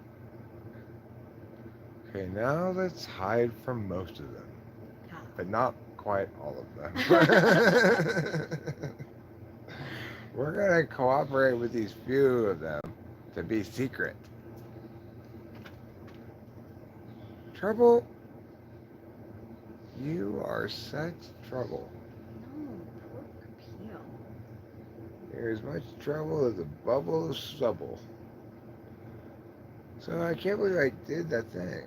I'm so glad. That's like a big thing off the list, right? Yeah, it's a big thing off the list. Now that I chose to opt out, I mean,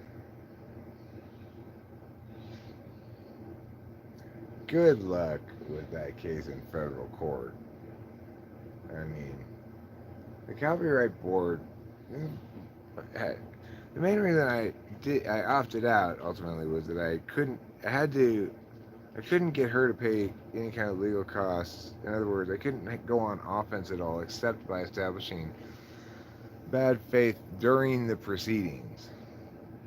So I couldn't do my plan, which was to establish bad faith by virtue of pointing to the laughability of her case, you know.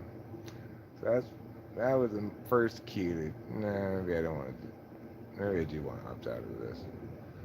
Then it mentioned how federal court cases can be lengthy and expensive, um, purportedly to dissuade me, but it made me realize that's true for her at least as much as it is for me. So, um, if she's gonna initiate such a case, if she consults a lawyer at all, he's gonna say this is not gonna fly because A good lawyer would. Because if you look at my channel, it's very obvious that I'm not a copyright scofflaw, that I'm not involved in any kind of scheme, that even if in this one instance I accidentally um, linked to illegal copies of her music, I had no reason to believe they were illegal, and she can't establish that I had any reason to believe they were illegal. I've never said I knew they were illegal, so like, I don't know. I don't.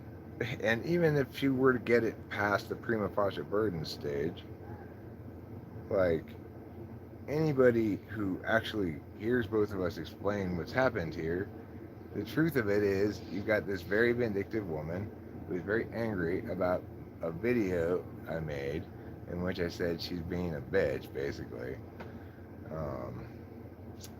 And she really wants to get me for that. But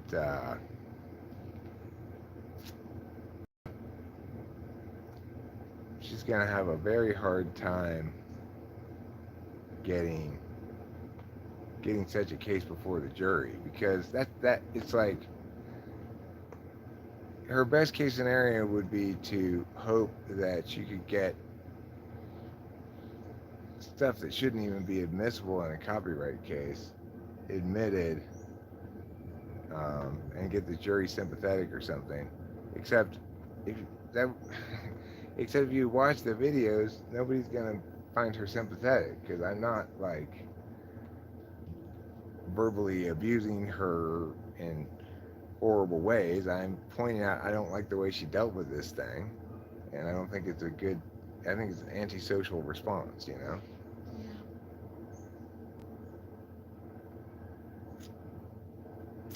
So I mean, I just You think she is antisocial? well, by antisocial response, what I meant was simply that as the as the opposite of pro-social. Oh. You know, like um, she it is proprietary rather than open source in any regard, and aggressively so. And that's her prerogative, but it's my prerogative to critique her about it as well. The point being, she doesn't have any legitimate, real claim for any damages because the problem was solved immediately with her takedown notice. I was already punished by YouTube. She has no reason to believe any chance of me repeating the offense. She can't point to any damages she's incurred. She can't point to any profits I gained. She can only speculate that it was part of a scheme to generate typing clients, even though it's completely irrational, and I have an explanation for why the link was. It makes perfectly good sense. It's my upload default. So, you know, is this going to see a federal courtroom? No. But if that's what she wants to do, then she can do that.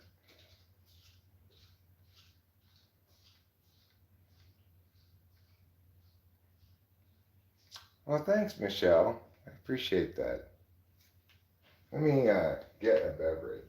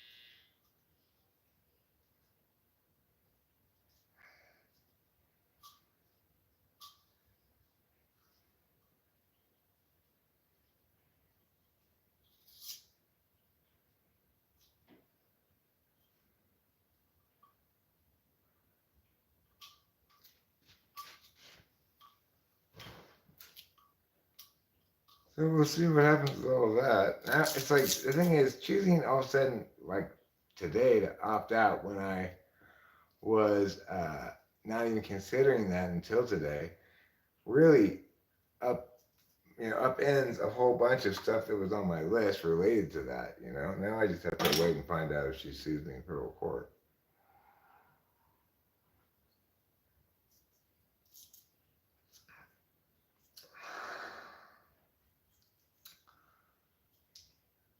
I appreciate that, Michelle.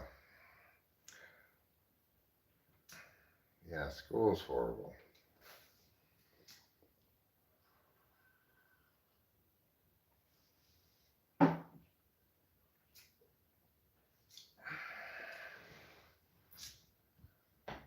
What time is it?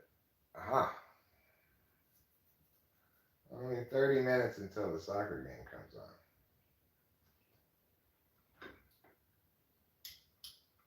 That's pretty soon. We're always glad to see you, Michelle. I liked your comment on my life begins at live stream video. Michelle comments was conception. But the actual quote that I was referring to says life begins at 40. If life began at 40, then I guess you could abort people up till they were 39 years old. I hate for anybody to abort Rachel. She'd still be within the range there.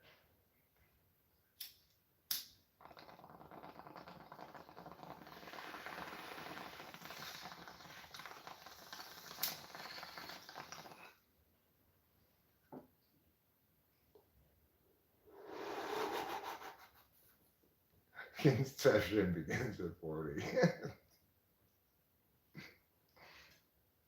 Indeed. Cheers. It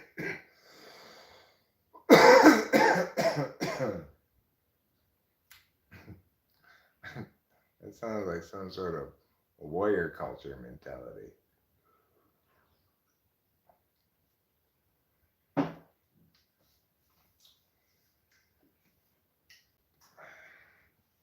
I think for Rachel, though, life has begun and she's not yet 40. So Carl Jung may have just been approximating.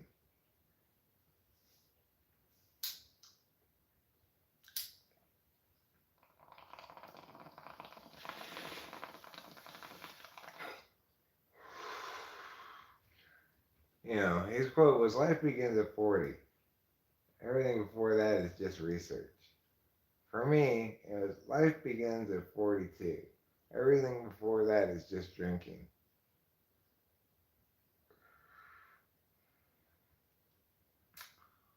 Well, that's why I drink fake beer now, Michelle.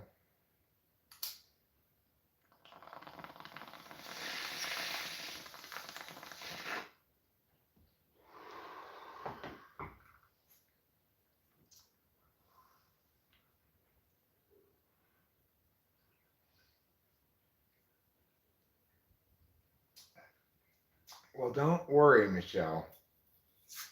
With beer, they don't add anything. They take something away. namely the alcohol.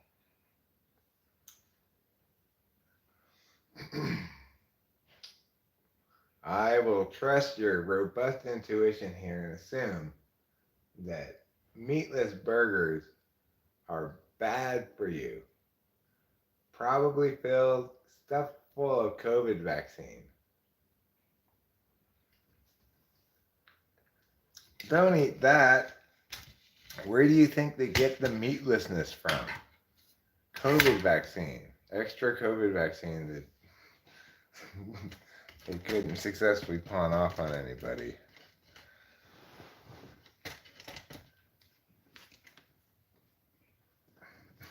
It's an impossible burger. I'd like to get the impossible burger, but obviously it's impossible. Yeah, I stick with these. I freaking drink these things like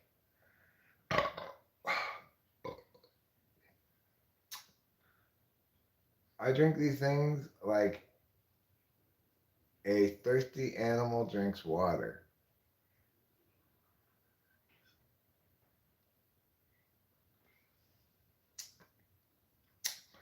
I haven't purposely drank alcohol in quite a long time.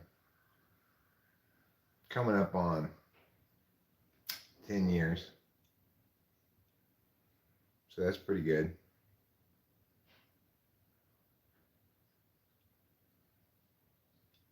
Tastes delicious. I like these ones a lot. These Stella Artois Libertés.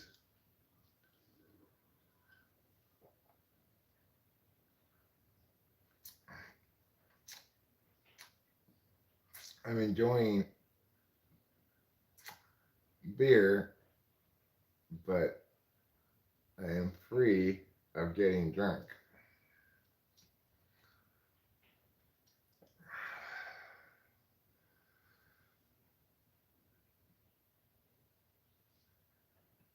Yeah, Stella makes a regular beer, and then they apply some process to that gets the alcohol out of it, and then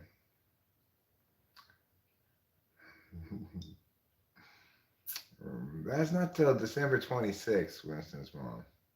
You maybe don't want to plan ahead too far, things like that. You know, you don't want to pull an Aunt Evelyn. Perhaps. Yeah, it was December 26th of my 42nd year that I quit drinking. Well, Aunt Evelyn tragically sent a birthday card to my dad saying, well, you made it to 85 or whatever it was. And she sent it before his death, and we received it after his death.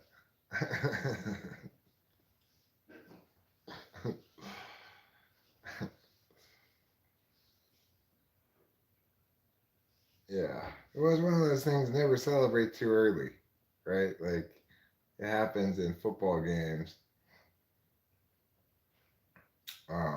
where the receiver holds the ball up like he's running to the end zone, and they get tipped out of their hand by a guy behind them, and they recover the fumble in the end zone. It's a touchback instead of a touchdown. You've seen that happen before if you've watched football enough.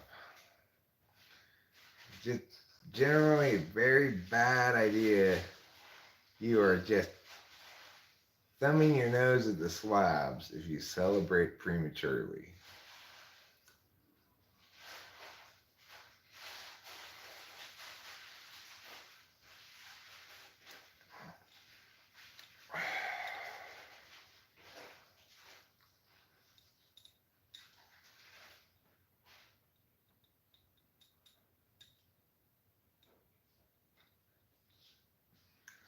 Well, I missed all the kids' birthdays and I won't be there for Christmas, so I'm going up for Canadian Thanksgiving with a boatload of toys for everything. Who am I?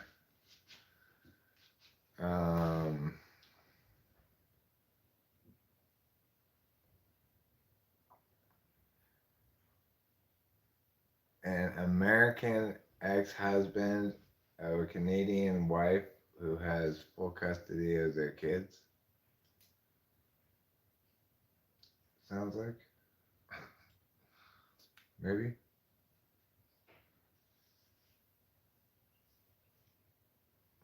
Canadian Thanksgiving, huh? How is Canadian Thanksgiving different than American Thanksgiving? Yeah. Inquiring Eric's want to know. Inquiring Rachel's want to know too.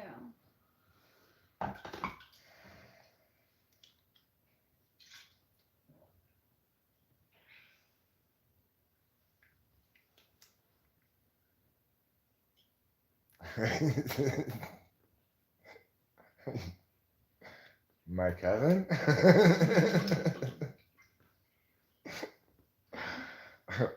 um, is drinking alcohol during typing session a bad idea? I don't care whether the person drinks alcohol or not.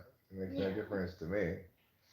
I'll type them probably, unless they're, you know, shit-faced drunk, we'll probably loosen them up, make it easier to get honest responses from them. But I don't know. I have no opinion about it either way. Yeah, I think Octavio Silva's friend Lich was drinking wine when you typed her. Yeah. I mean, I smoked bowls throughout the whole thing, so It's true. we don't like to talk. The point being, everybody has their own relationship with their intoxicants. You know, just because I don't drink well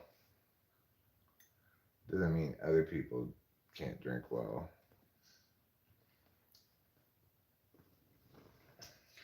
I remember being sober at a winery, and we had gone to like 3 or 4 wineries. In the last place, like everyone was just wasted and like being so like drunk, I guess. And I was like, whoa, is this what I was like when I was drunk? Like, I guess I was like, just like, Oh my god, you guys trying! yeah. Like there was, like there was this woman who was like, oh my god, can you feel the music? Yeah, I was sober at a winery. I was dating someone at the time, and it was not fun. It was not fun, especially since I was at a winery at like this. I was brought along to this event for like it was celebrating someone's birthday, and like no one liked me, so like no one talked to me except for the dude that I was like with at the time. But like even he didn't like really. He was spending more time with his friends than he was me. I was like, it was fucking miserable. Who is this? Evan, the ESFJ. Mm-hmm. Sober at a winery is a good expression for like you want to express how bored you are. This is sober at a winery boring. Yeah. It fucking is boring. Sober at a wedding would also work fine.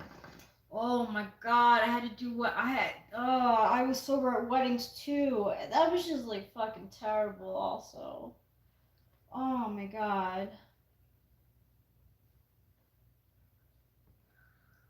I showed up sober at last call on a Saturday night at a bar in town.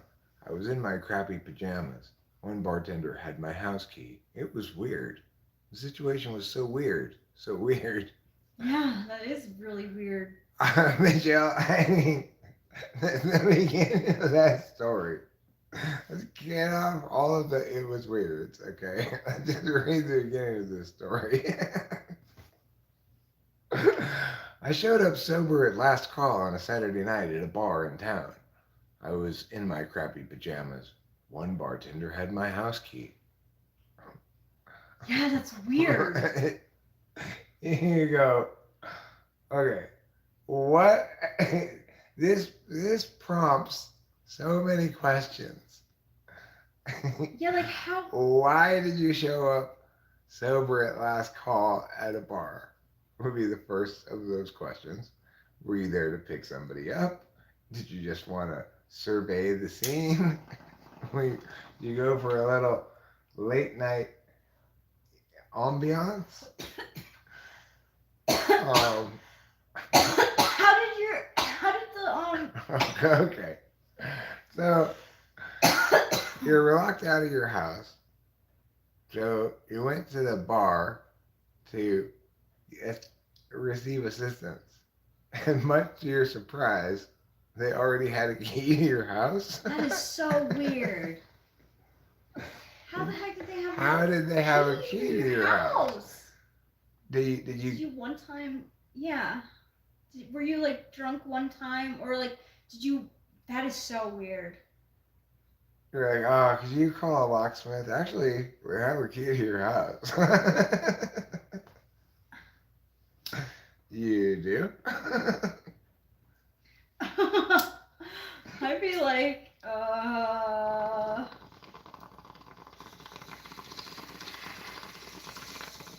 Well, you know, we figured just in case we need to get in there. Okay, mystery is solved. One bartender lived at my place. Okay. Back in 1998. Wow. That key has waited around for 25 years to be useful.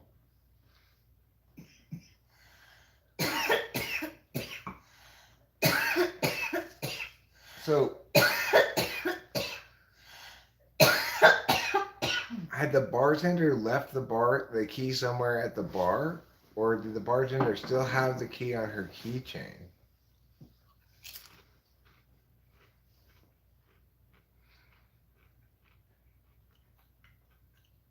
If the bartender still has the key on the keychain,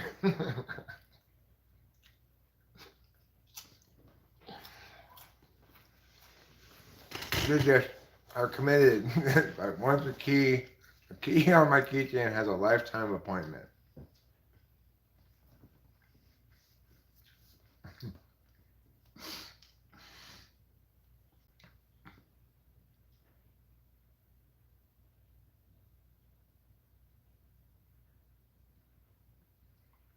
I know, but did she still have it on her keychain? Like, was she the bartender that you were like, dealing with, or she like?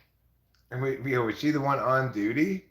And she had your key on her keychain still? Or had she left your house key at that bar for some reason, or what? I need more details.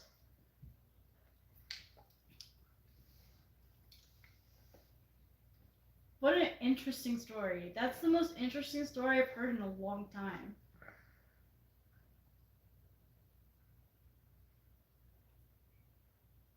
So you were out of.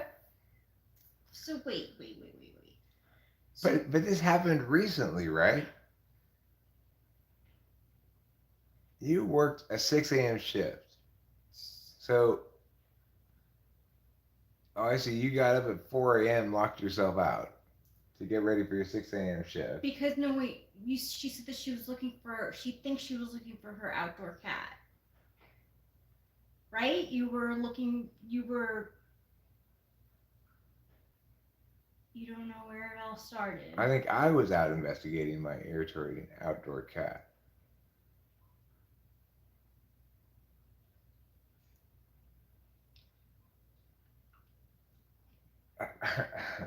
I don't know. I am confused. But that's fine. I can be confused. So at 4 a.m. So So I was out investigating what the hell he was doing. Locked the door behind me at 2 a.m. You were locked out for 2 hours? Was your husband not at home?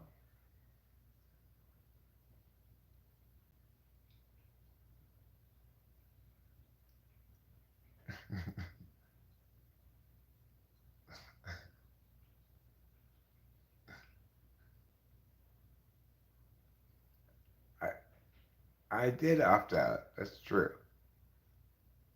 No, okay, well,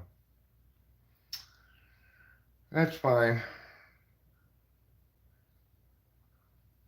Yeah, I mean, obviously, I would rather you not sue me, you know. I don't think that's being chicken shit. The thing is, I read the thing more carefully, and I can't successfully establish that you sued me in bad faith. I have to establish you demonstrate bad faith during the proceedings to be able to go on offense in this forum. So I'd rather operate in the forum of federal court. If you're going to sue me there, go for it. Then I can countersue and etc. So if you're going to do that, go for it.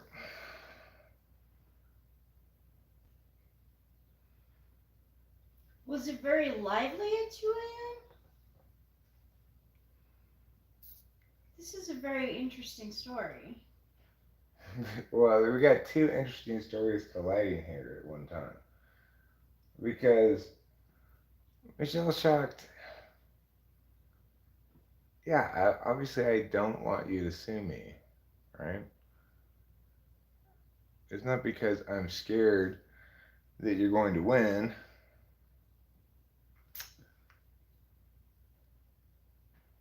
Your attempt at establishing the two prima facie burdens,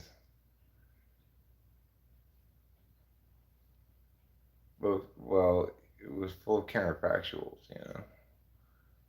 So,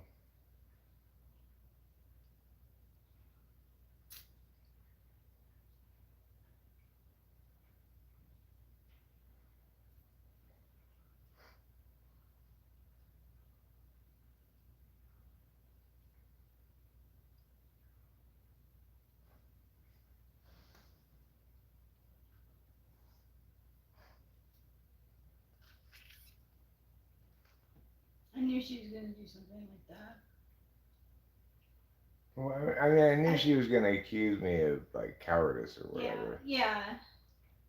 Um, That's what I mean. I didn't think that she was gonna show up in the stream. but I've talked before about how it was unclear whether I should opt in or opt out, you know? And what I'm going to do is what's the wisest choice, not, I'm not going to be goaded by her, you know, let's fight thing. Well, I mean, that's what I purposely did that to make myself deal with this thing finally instead of keep putting it off, you know.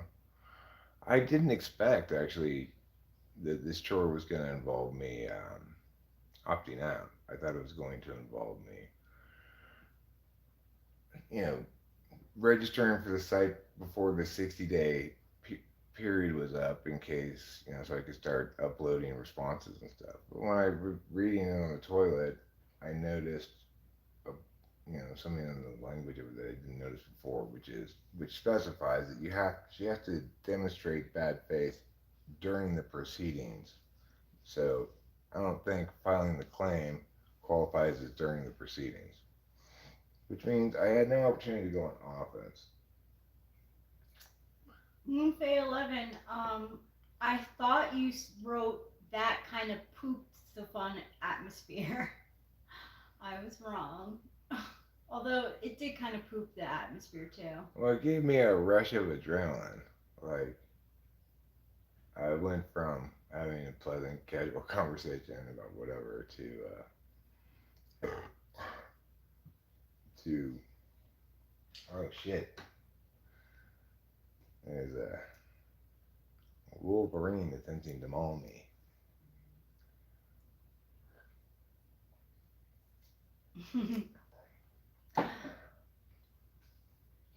I mean, she seems to me to be projecting an FI frame of reference.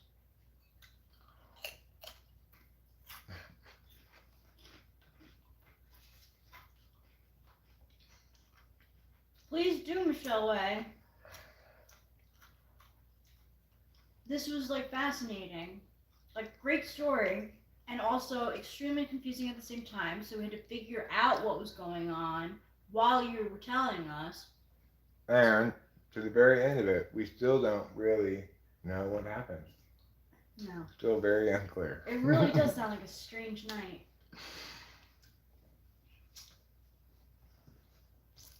No, I don't think it was Taint and I at all, Michelle Way. Well, it was just like you were telling like parts B, D, and F of the story, and not telling parts A, C, and E, which made you go like, what? Wait a second, what happened here? It's hard to put the pieces together. Made it like kind of a mystery. You know what's kind of cool, um, which is something I didn't think about, but a nice kind of side effect is whenever I live stream from my phone, which is what I've been doing exclusively when we live stream from Mariposa, it defaults to non-monetized. So I can't be accused in this video of using her name to make money. In fact, I'm just used her name to make me do the chore. Yeah. If I put it in the title, I figured out now I'm gonna have to do it Holds because him accountable. yeah. Michelle Way, also, that's a very interesting story. What are you talking about? Yeah, I did that today with my husband regarding blue blocking glasses for my son. Ugh. What? You know, Winston's mom, I don't think she's even accusing me of accidentally playing a piece of her music. She's just accusing me of linking to illegal copies of her music.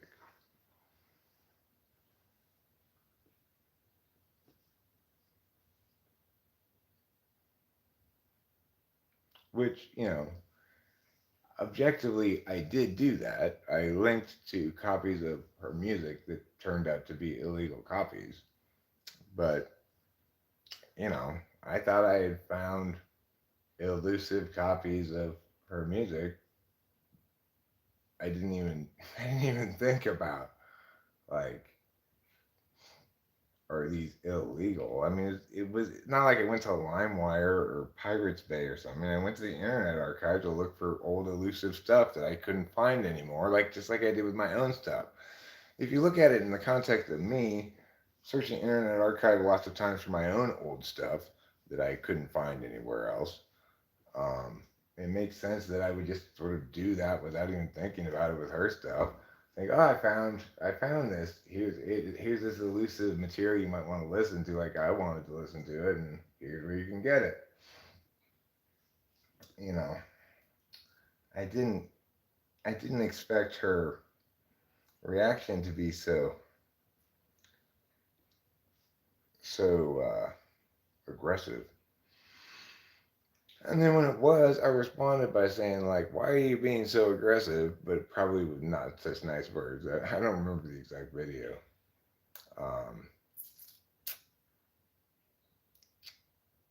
But, I mean, the thing is, what I have made clear from the outset is to the extent, it was obviously, I did not want or intend to link to illegal copies of your music to facilitate violation of your copyright, okay? I did not intend that. And I did not anticipate that it was going to be such a big deal because I've dealt with lots of people where I'm not sure about what their stance is on copyright. Like earlier, Dan, this thing, I listened to it while we were live streaming.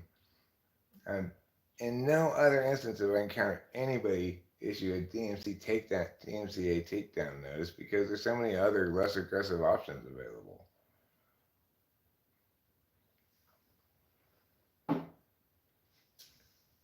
So obviously I didn't anticipate that outcome when it happened.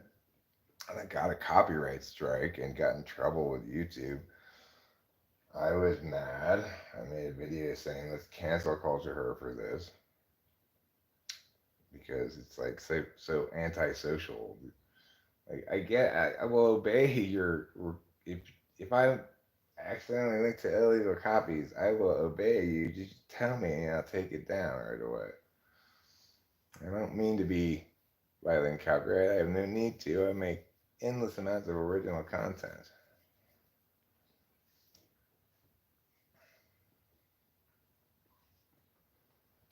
And I'm not trying to make my living off of it either, so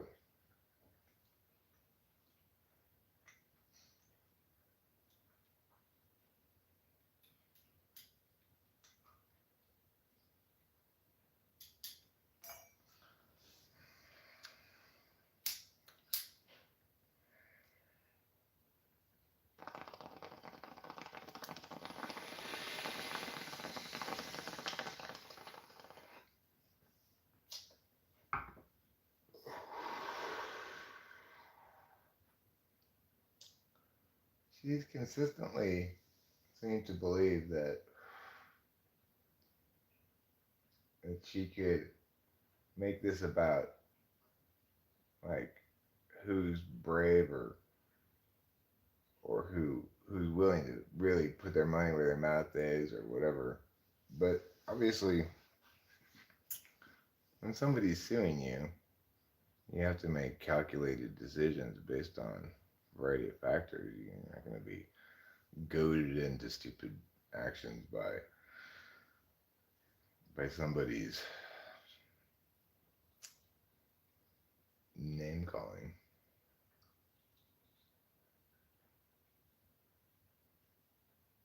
I mean,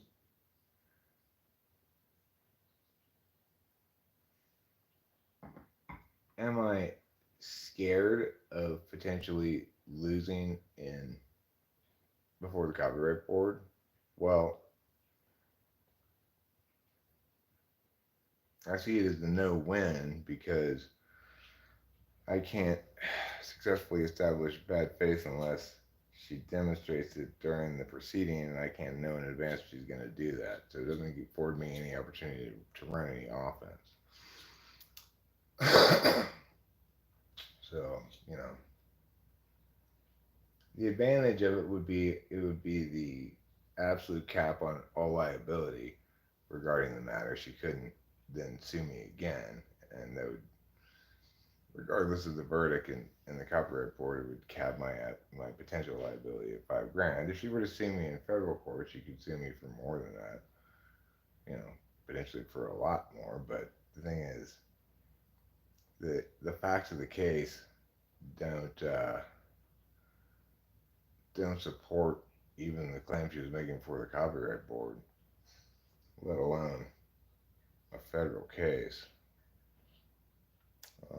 I don't think the federal courts will be quite so lenient about her unsubstantiated claims regarding the two prima facie burdens that I willfully knew about it and that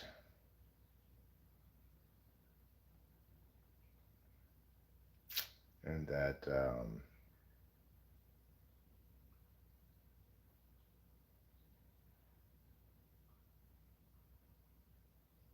what was the other one that benefit from it? That profited from it in some way? I'm not sure.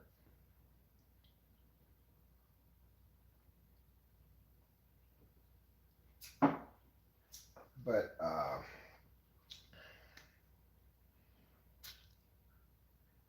Yeah, I'd rather deal with the unabridged courts if I have to deal with this at all.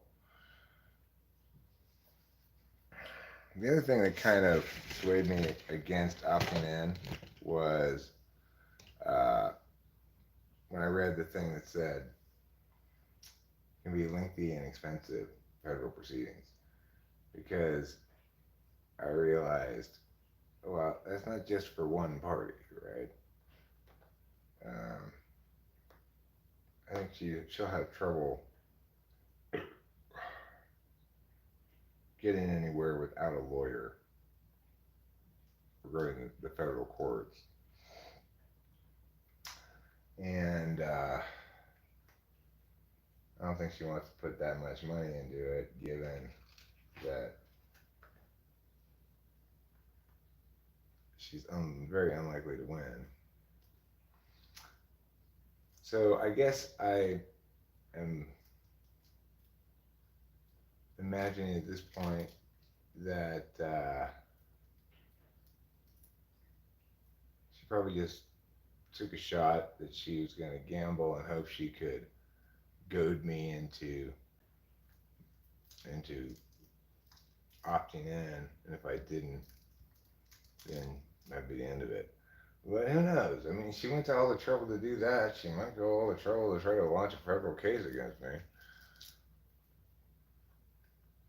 It seems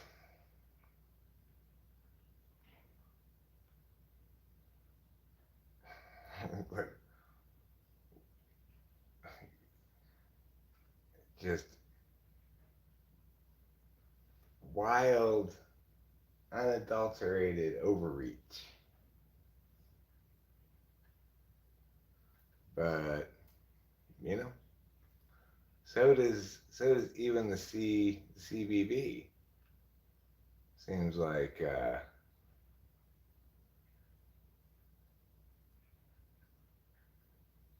seems like wild, unadulterated overreach.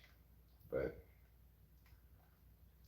we'll find out if I get served papers for federal court. Then well, then we're in business, you know.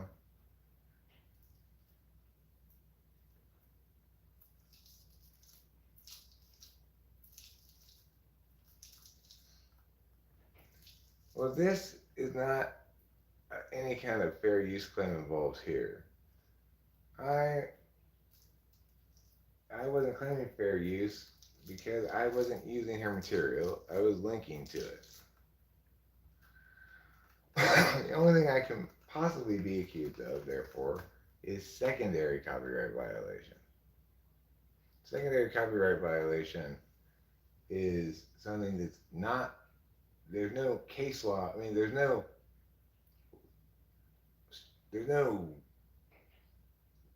law on the books specifying anything about secondary copyright violation. But in court, plaintiffs have made headway with arguments regarding secondary copyright violation in federal appellate courts, each of which has its own standard for establishing what comprises secondary copyright violation. However, all of them seem to have two prima facie burdens as standard, namely that the person willfully, knowingly uh, I mean, usually in the example that provides a secondary copyright violation, it's like a store knowingly sold fake copies of a book that was produced by some guy. Um, then the copyright holder would sue the bookstore more than they'd sue the guy, right? But that's not the case here because I'm not reselling any of her shit. I just happened to link to something that I found. I mean, the facts are just totally not in keeping with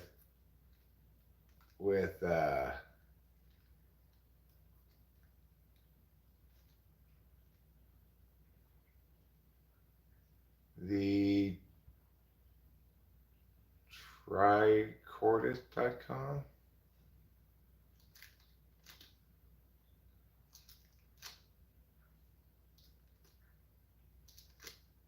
Okay, well, I don't. The thing is, I don't really care about the truth of anything other than what's happening with my potential legal liability. And then my potential legal liability is, as far as I can tell, in any realistic world, zero. But we'll just have to see if she sues me in federal court. If she does, that would just be like bonkers. Wow. So she's kind of like, like that's her thing. 2018 copyright claims article out there.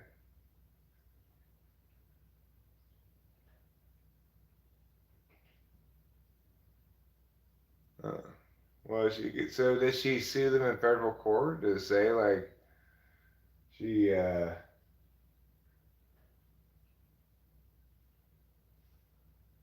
she if they opt out of the copyright board, then she sues them in federal court?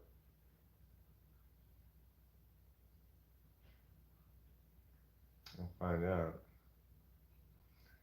I mean, this is a very weak claim she's got here. Yeah, okay, I could Google it.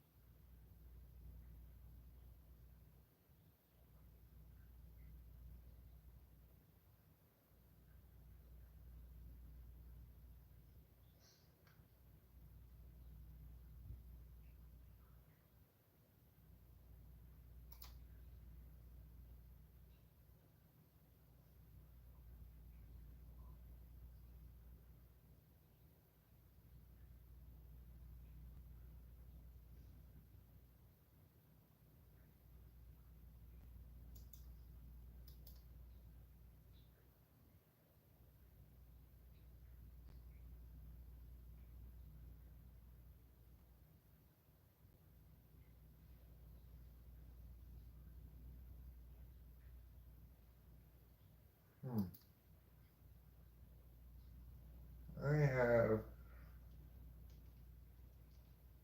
I sell vinyl on here and a few other platforms, including Amazon, where I mainly sell books. On December 26, 2018, dozens or hundreds of Amazon sellers were hit on Amazon accusations of effectively being pirates, bootleggers, with a very misguided attack on every used LP, CD, and cassette by Michelle Shocks filed as a copyright violation.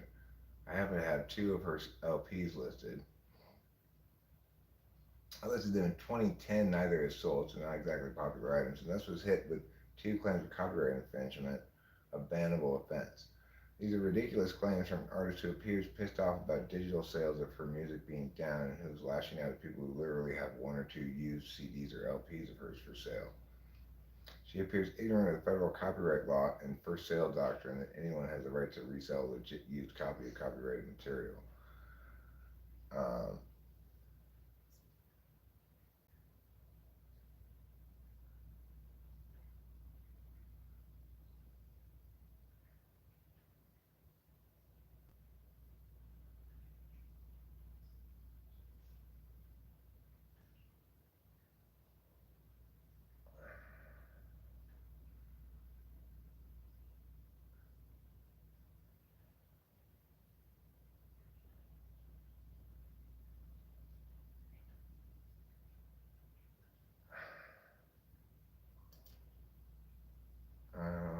Mm. That's for sure. Um,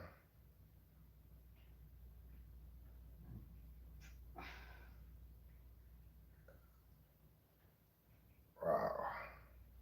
That's one thing that happened.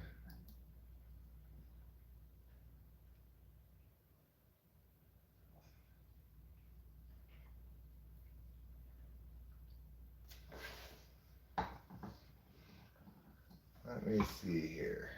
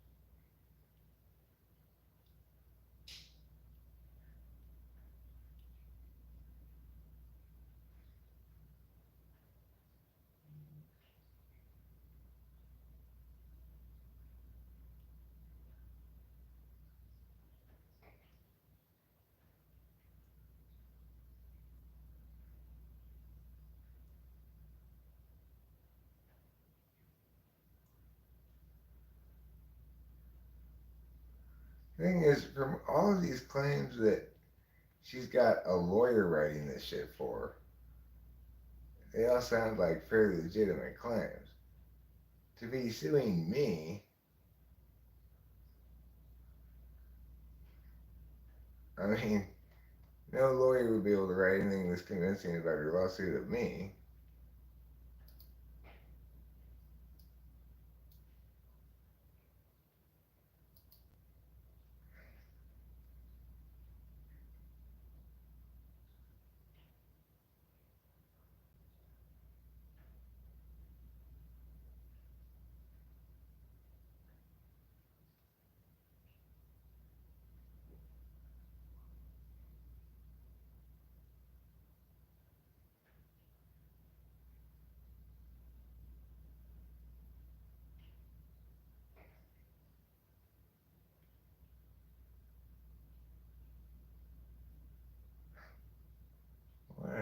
What a strange, what do you call this? It sounds like her,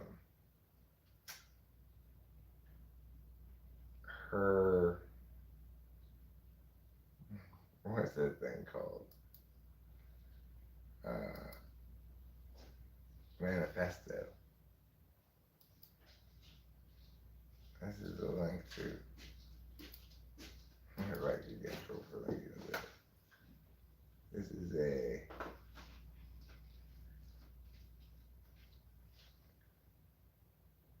where is this from? Copyright.gov slash rulemaking slash docket, yeah, comment, reply. This is a public document at a .gov site. I can definitely share this link. Okay. I don't want to give her any ammunition. This appears to be a a manifesto of sorts that she wrote to the copyright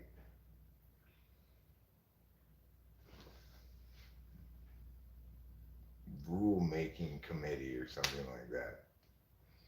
I have been victimized by your offices to the degree that a form of learned helplessness is set in. I will attempt to defend my rights, but my statements feel ripped from my heart, bled dry of outrage. Because I am a poet, my first attempt is metaphor to describe the proposed changes. I work in a candle factory. I scrape flesh from skins of carcasses and process rendered fat into lumpy bars with wicks. I used to be a poet. I would write late into the night by candlelight. I doubt that catches your eye at all. So here are a few slogans and threats to make your eyes roll and dismiss another lunatic. Artists make lousy slaves. Never piss off a songwriter. Plutocracy devours its own children. Occupy. Here's the bureaucratic approach. Void and ineffectual the way you like to give it and get it. Your audit procedure is patently, pathetically untenable. Your certification method is riddled with fraud. Your black box accounting is a party invitation to organized crime. Your regulation and enforcement history exposes you as having been bought and paid for by the sponsors of this proposed legislation. Oh my God. There are no facts here. Just a bunch of big. You people have been on the take since Clinton. No, make that Reagan. Wait, Nixon. Yes, it all goes back to Nixon. You sold our commons for short-term gains. Ew.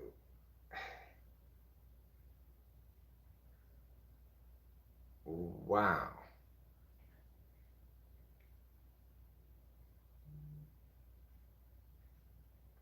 Like this part here.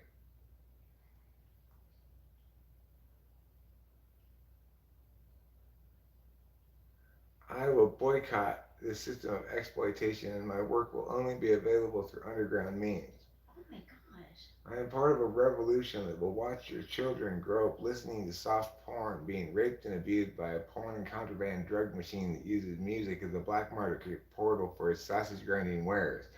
It will consume your own children, and then heartbroken at their funeral, you can reflect back through your guilt and wonder if you caused your own misery, and this puny little rant will come back to your remembrance like a prophetic cry of anguish that it is. What? I mean, that's not what's happened, though, right?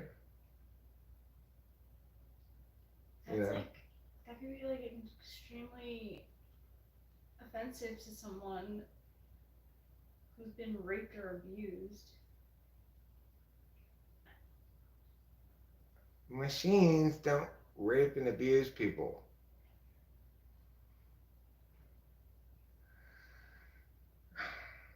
Michelle shocked. You say, because I'm a poet, my first attempt is metaphor. Your only attempt is metaphor. And it doesn't make any sense.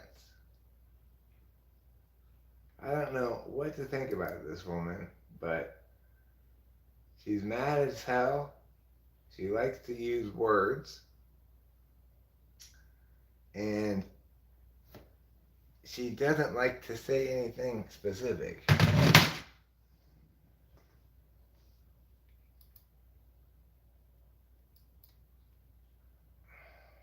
Wow. That's quite a horrible rant.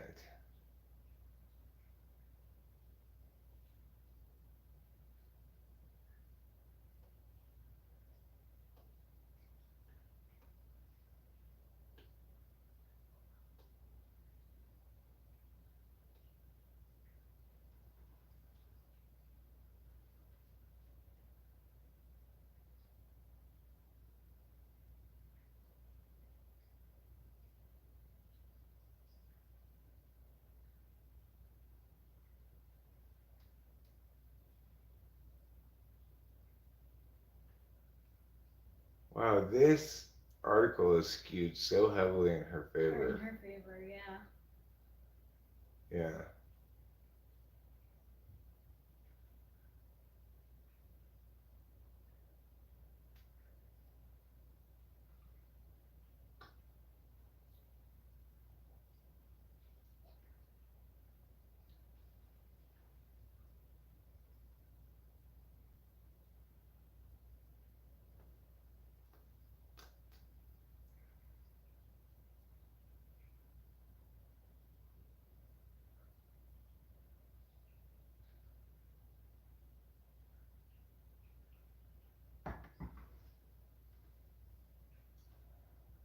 Huh. Wow, this is really a terrible, terrible article. Very misleading. Very misleading. So that's interesting.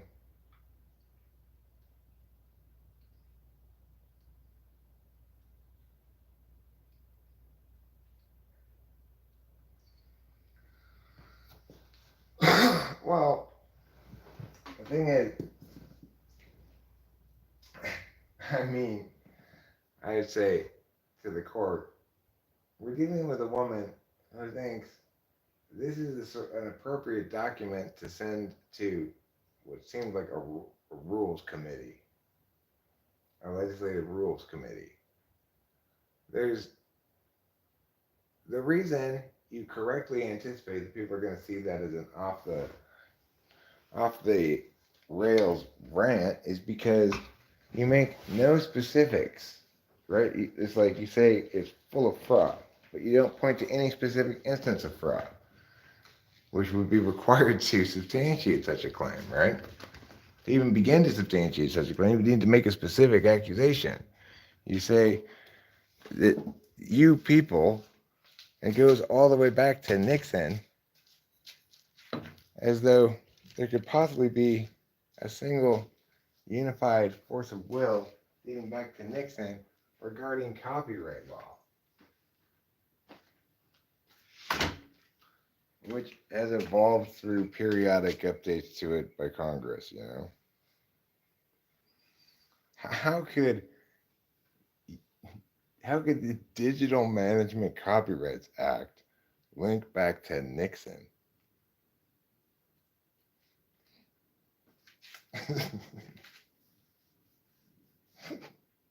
Those people knew back in Nixon's time that there was going to be a Digital Management Copyright Act.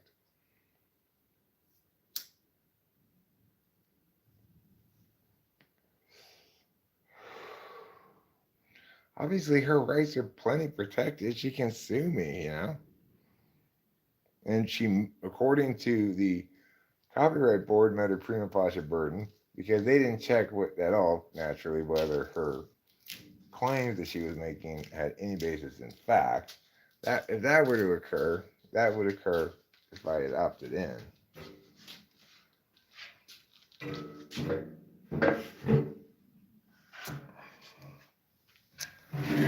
So,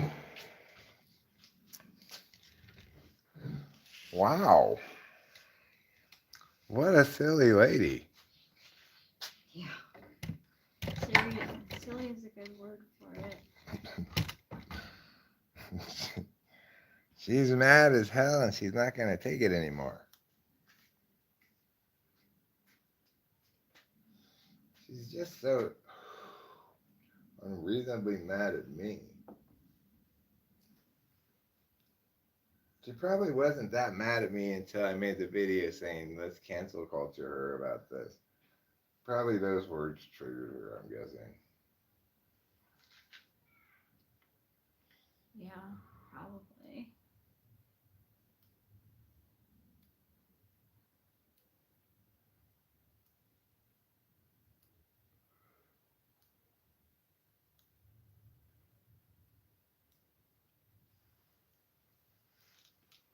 Well, so her way of fighting the man, rebelling against the system, is to try to claim an exclusive monopoly on all copies of her work, uh, so that if I sell her CD at a yard sale, it's a copyright violation.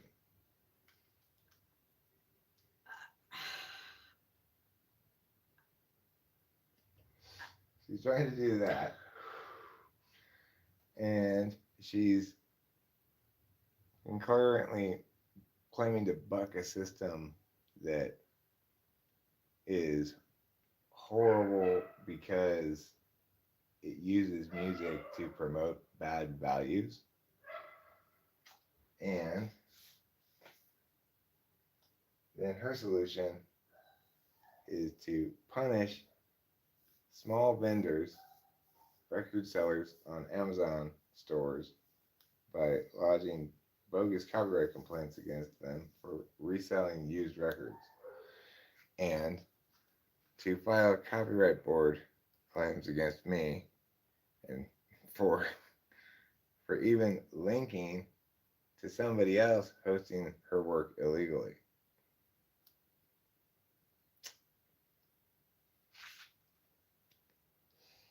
Now, the only reason I know it's illegal, it was illegally, is because I've been informed of that since by her. But,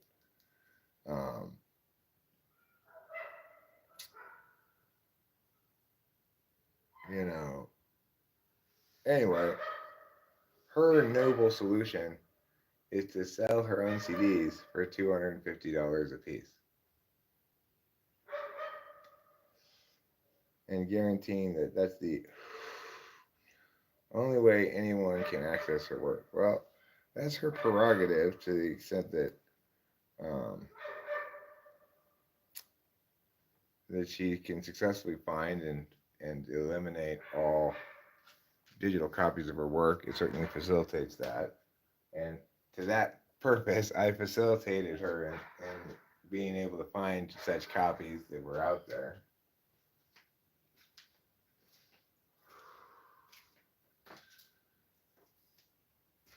But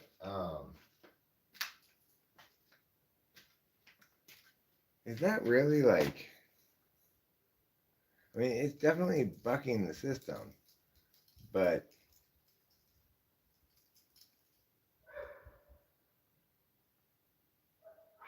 trying to corner the market on even the physical objects in order to accomplish this vision of hers, it doesn't strike me as resonating remotely as noble under really any frame of reference, you know? It's not noble. She positions herself in her, what would you call it? What is it? What's it called? Manifesto. In manifesto, there's some sort of noble hero protecting us from the evils of the music industry. But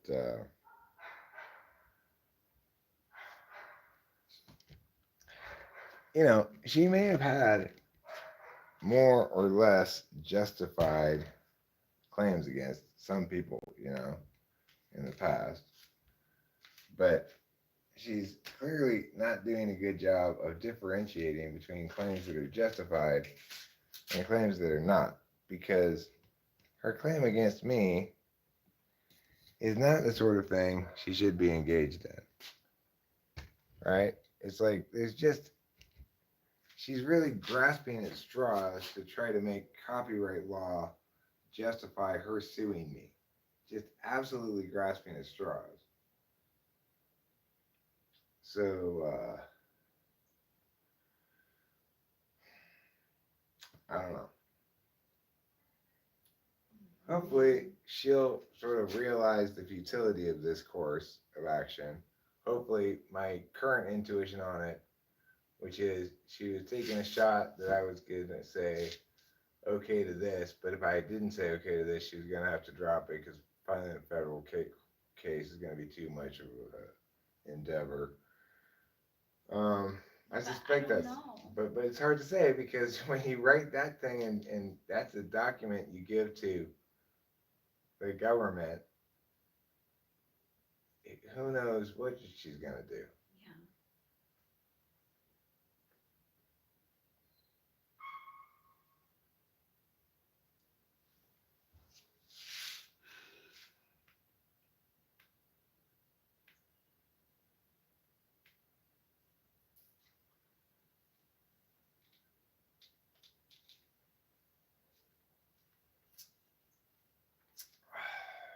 Hard to say, hard to predict. Somebody who's already displayed what could only be called unpredictable behavior because, like, trying to basically abuse Amazon, a weakness in Amazon's copyright enforcement protocols to nail all used record sellers who had copies of her records with copyright entanglement that then they got stuck with for who knows how long because of Amazon's choice wise choice from their perspective to err on the side of copyright holders, and poor choice on their part to fail to distinguish between legitimate and illegitimate cases in such a way that accounted for this particular kind of illegitimacy.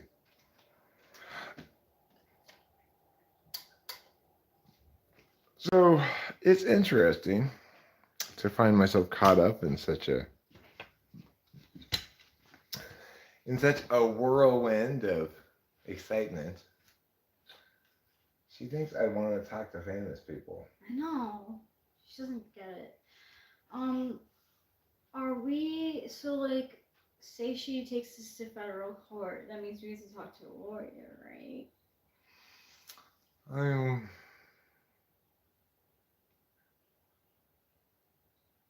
We'll see what happens. You know.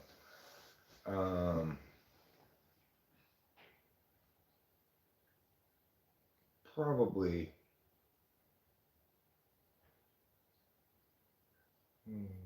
Yeah. I mean, the thing is, it's a matter of I might try an initial motion to dismiss Oh, yeah. before Yeah. bothering to pay a retainer to a lawyer. Yeah.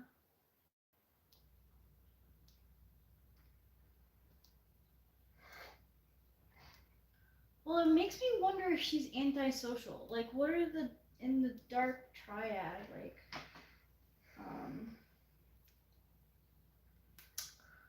I mean, I don't know, but I do know this, that I don't want to pathologize her at all, because it would be pure speculation, and regardless, you know, I wouldn't want to run the risk of failing to identify that it was pure speculation adequately and run the risk of defamation. I don't know, it's not antisocial. Hi, kitty. Hi, Capillo.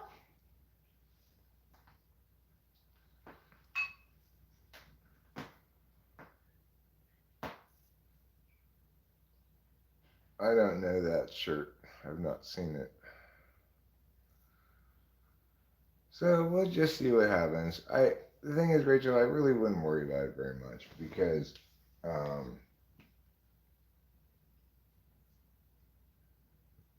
if she's submitting that kind of document to a rules committee, how is she going to be on if it gets to that stage, there's going to be a deposition. They're going to be able to ask her questions. She's going to have to answer them under oath in front of a jurist of some sort. I mean, there's no way it gets past the deposition, right? And then I'll file another motion to dismiss, because if she's going to be saying things like that, right? Yeah.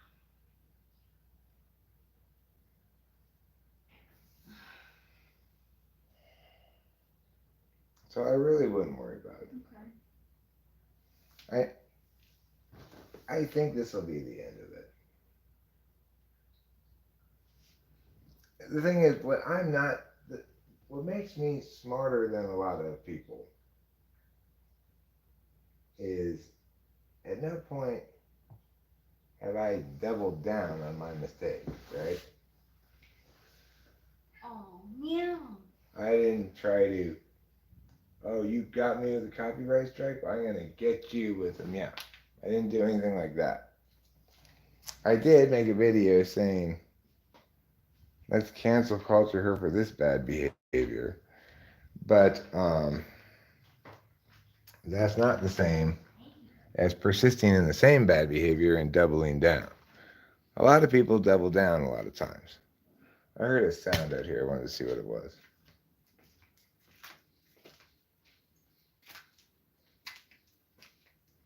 You know, they're mad about meow, so they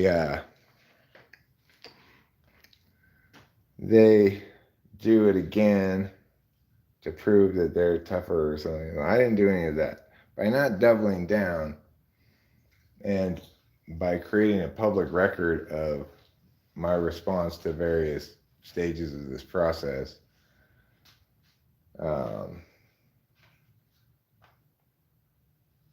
it's going to be very difficult for her to successfully execute any proceedings against me.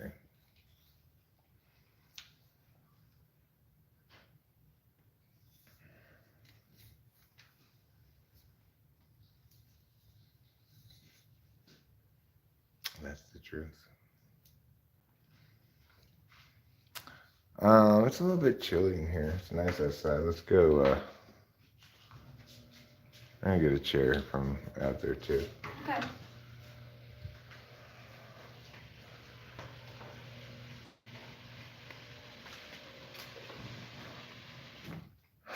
I mean, the thing is, I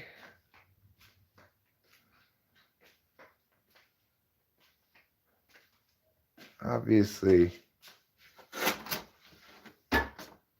don't want to do battle in a forum where I can't win, I can only not lose. And that's what the copyright board is set up to be. Oh, no. What? Now I'm reading something about antisocial personality that it does say like some of her behavior is antisocial. This isn't gonna do. No. Oh no. I thought this had more of a sitting area on it than it does. Let me go get a different chair. I think I'm gonna get, and where did you, was there only There one of was these? an extra, yeah, that was Okay, I out. should take another one down, huh? Yeah, why not?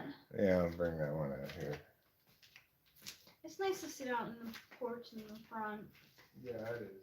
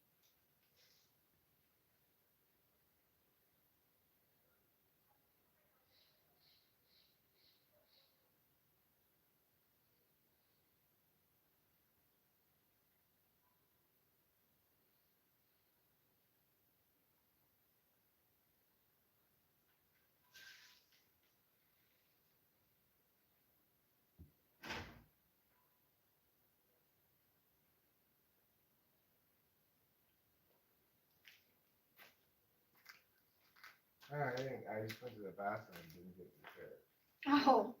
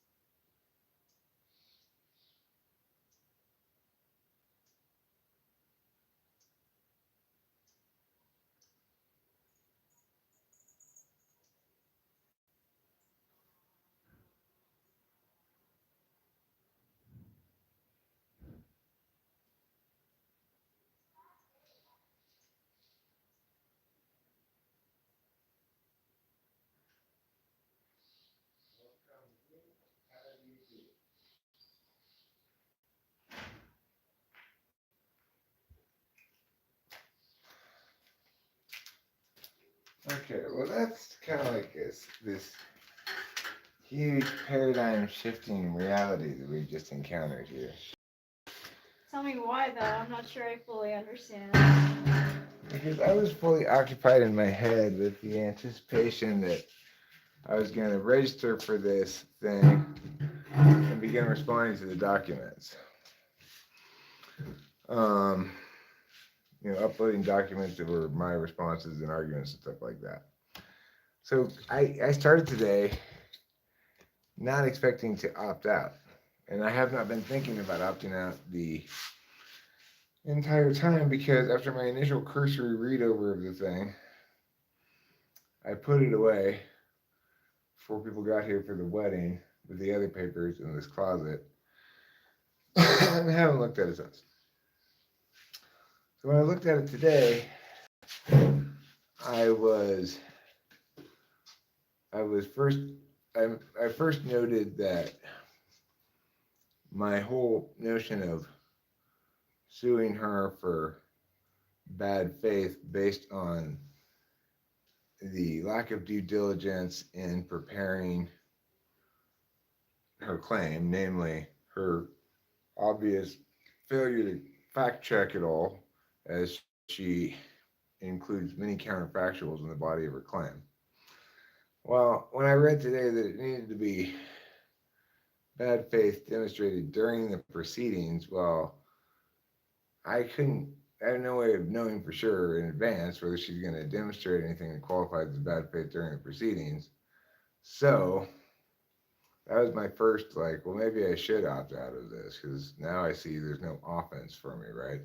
And the second thing read was um, federal cases can be lengthy and expensive proceedings. Well, the thing is, yes, that dissuades me from engaging in one, but it also dissuades her from engaging in one because she needs a lawyer much more badly than I do, and she's going to need an extremely good one and one willing to take on hopeless cases if she's going to win this battle. In federal court, I think she's going to be, you know, met with quite a bit of sternness from a judiciary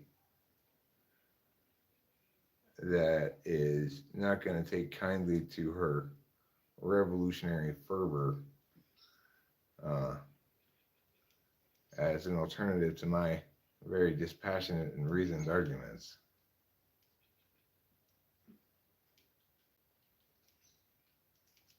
I mean, think about the federal judiciary. Are they going to be more partial to Michelle Schock's style of vitriolic metaphor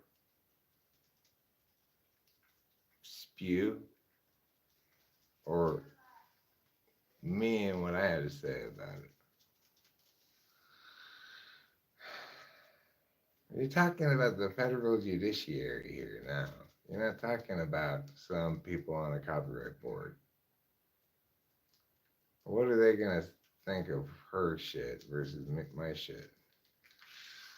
Especially, the basic problem that she has is this: she's terrible at what she's attempting to do, and none of the facts are on her side. Nobody who's encountered other examples of copyright lawsuits will ever encounter anything as frivolous as this. As frivolous and unfounded as this nonsense. So if she does sue me in federal court, I don't think it's gonna be on the docket for long. I think it won't survive the first motion to dismiss.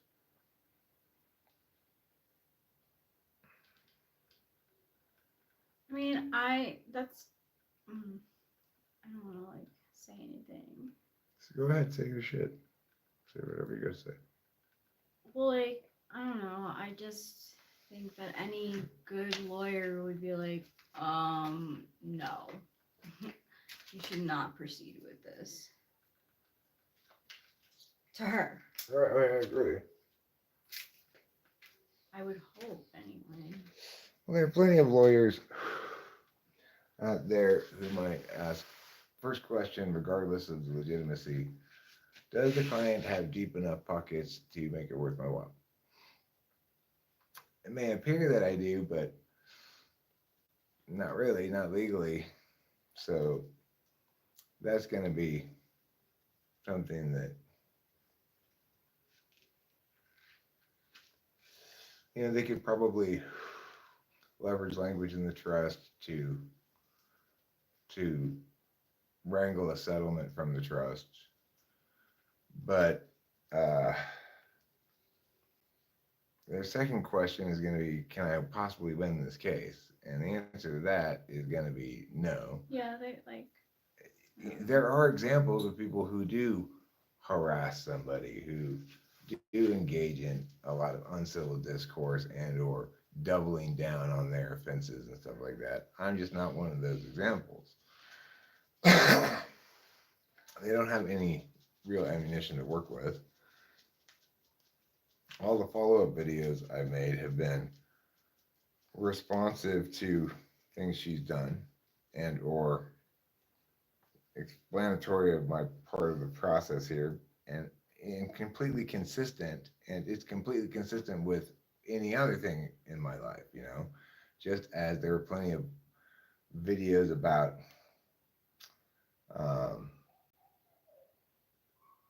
Melissa Talks and Michael Smith when that was erupting around me. There's videos about Michelle Schock when I'm experiencing impacts from her actions.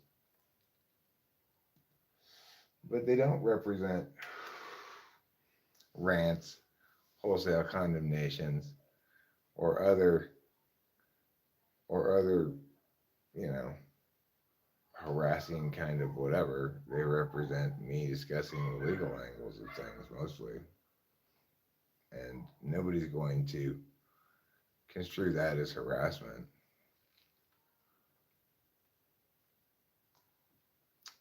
Maybe in the very first video when I was indignant,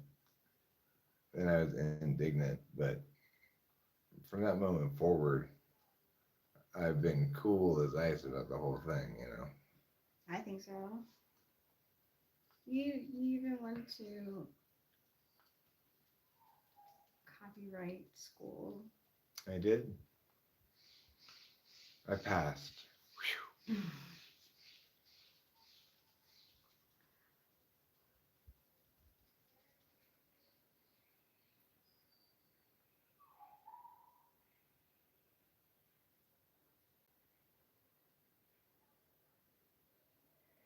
My biggest problem with the whole situation is I'm not gonna be worried from this point forward because I have nothing to do until and unless she serves me favor, favorable papers, you know. Yeah. My biggest concern is that Rachel's gonna be worried. I can't help it. Well, what are you? You're worried about worst case scenario, right? Yeah, sure, yeah. Well, the thing is, worst case scenario is maybe like not a good way to look at it because as you get towards worse and worst case scenarios, based on the fact, the rhetorical slave of the whole thing, the chances of each of those case scenarios happening become infinitesimally small. It's like, what's theoretically possible, you know? Like, could every single step of the process somehow go catastrophically wrong in ways that are completely contrary to every reasonable prediction based on facts, reality, argumentation, law? You know, I mean, the thing is, this is how prosecutors work with plea bargains. They say, look, if you get convicted of all this shit that we have no evidence of you doing, then you'll go to jail for 50 years. So just plea to this one thing and get time served and a misdemeanor count from you. And people do it because they think, well, the worst case scenario, they could be found guilty for 50 years. I don't worry about that kind of stuff because I know that in every instance where some huge travesty of justice like that happens, in almost every single instance, you've got a weak defense attorney, a strong prosecutor, a weak jury, etc. Eric will never have a weak defense attorney. Eric's a better defense attorney for himself than any attorney he's going to hire. So I'm not worried about getting railroaded by some, you know, and the thing is, in this instance, she's going to have to find, to even have a chance at all, she's going to have to find a very good lawyer willing to take on her incredibly shitty case and work for this client whose, at the very least, emotional stability is questionable and who probably displays, I would imagine, this is speculation, but probably displays as somewhat angry. Lawyers don't probably want a piece of that action, even if they are, you know, predatory litigants. You know, they just look for anybody with money that they could possibly sue for anything and sue them. Even if they're that kind of lawyers, they need a client who they need to either be dealing with an institution that's going to want to settle rather than as just sort of a risk deferment thing, or they need a very believable, they need a good client, you know, with an actual case. What that those aren't the conditions here. There's no organization with deep pockets who can be positioned as a non-person that the jury can just say, well, their money doesn't matter. I'm just a guy, and the facts aren't on her side. So No, no, they're not. it's like I get that crazy shit can happen, but there are also certain basic preconditions that certain things need to hit before anything's gonna happen. You know, like there's zero chance that she's going to successfully get a large settlement from us because of the simple fact that she doesn't deserve one, right? Yeah, she doesn't. It's not like we made a bunch of money off of her shit or No. something. Or that, not, you know, for all the reasons articulated, she just is, she's grasping at straws that are too brittle and no way. But now let's go change our words from no way to way. Way what? Way meaning we're going to need to end this live stream now because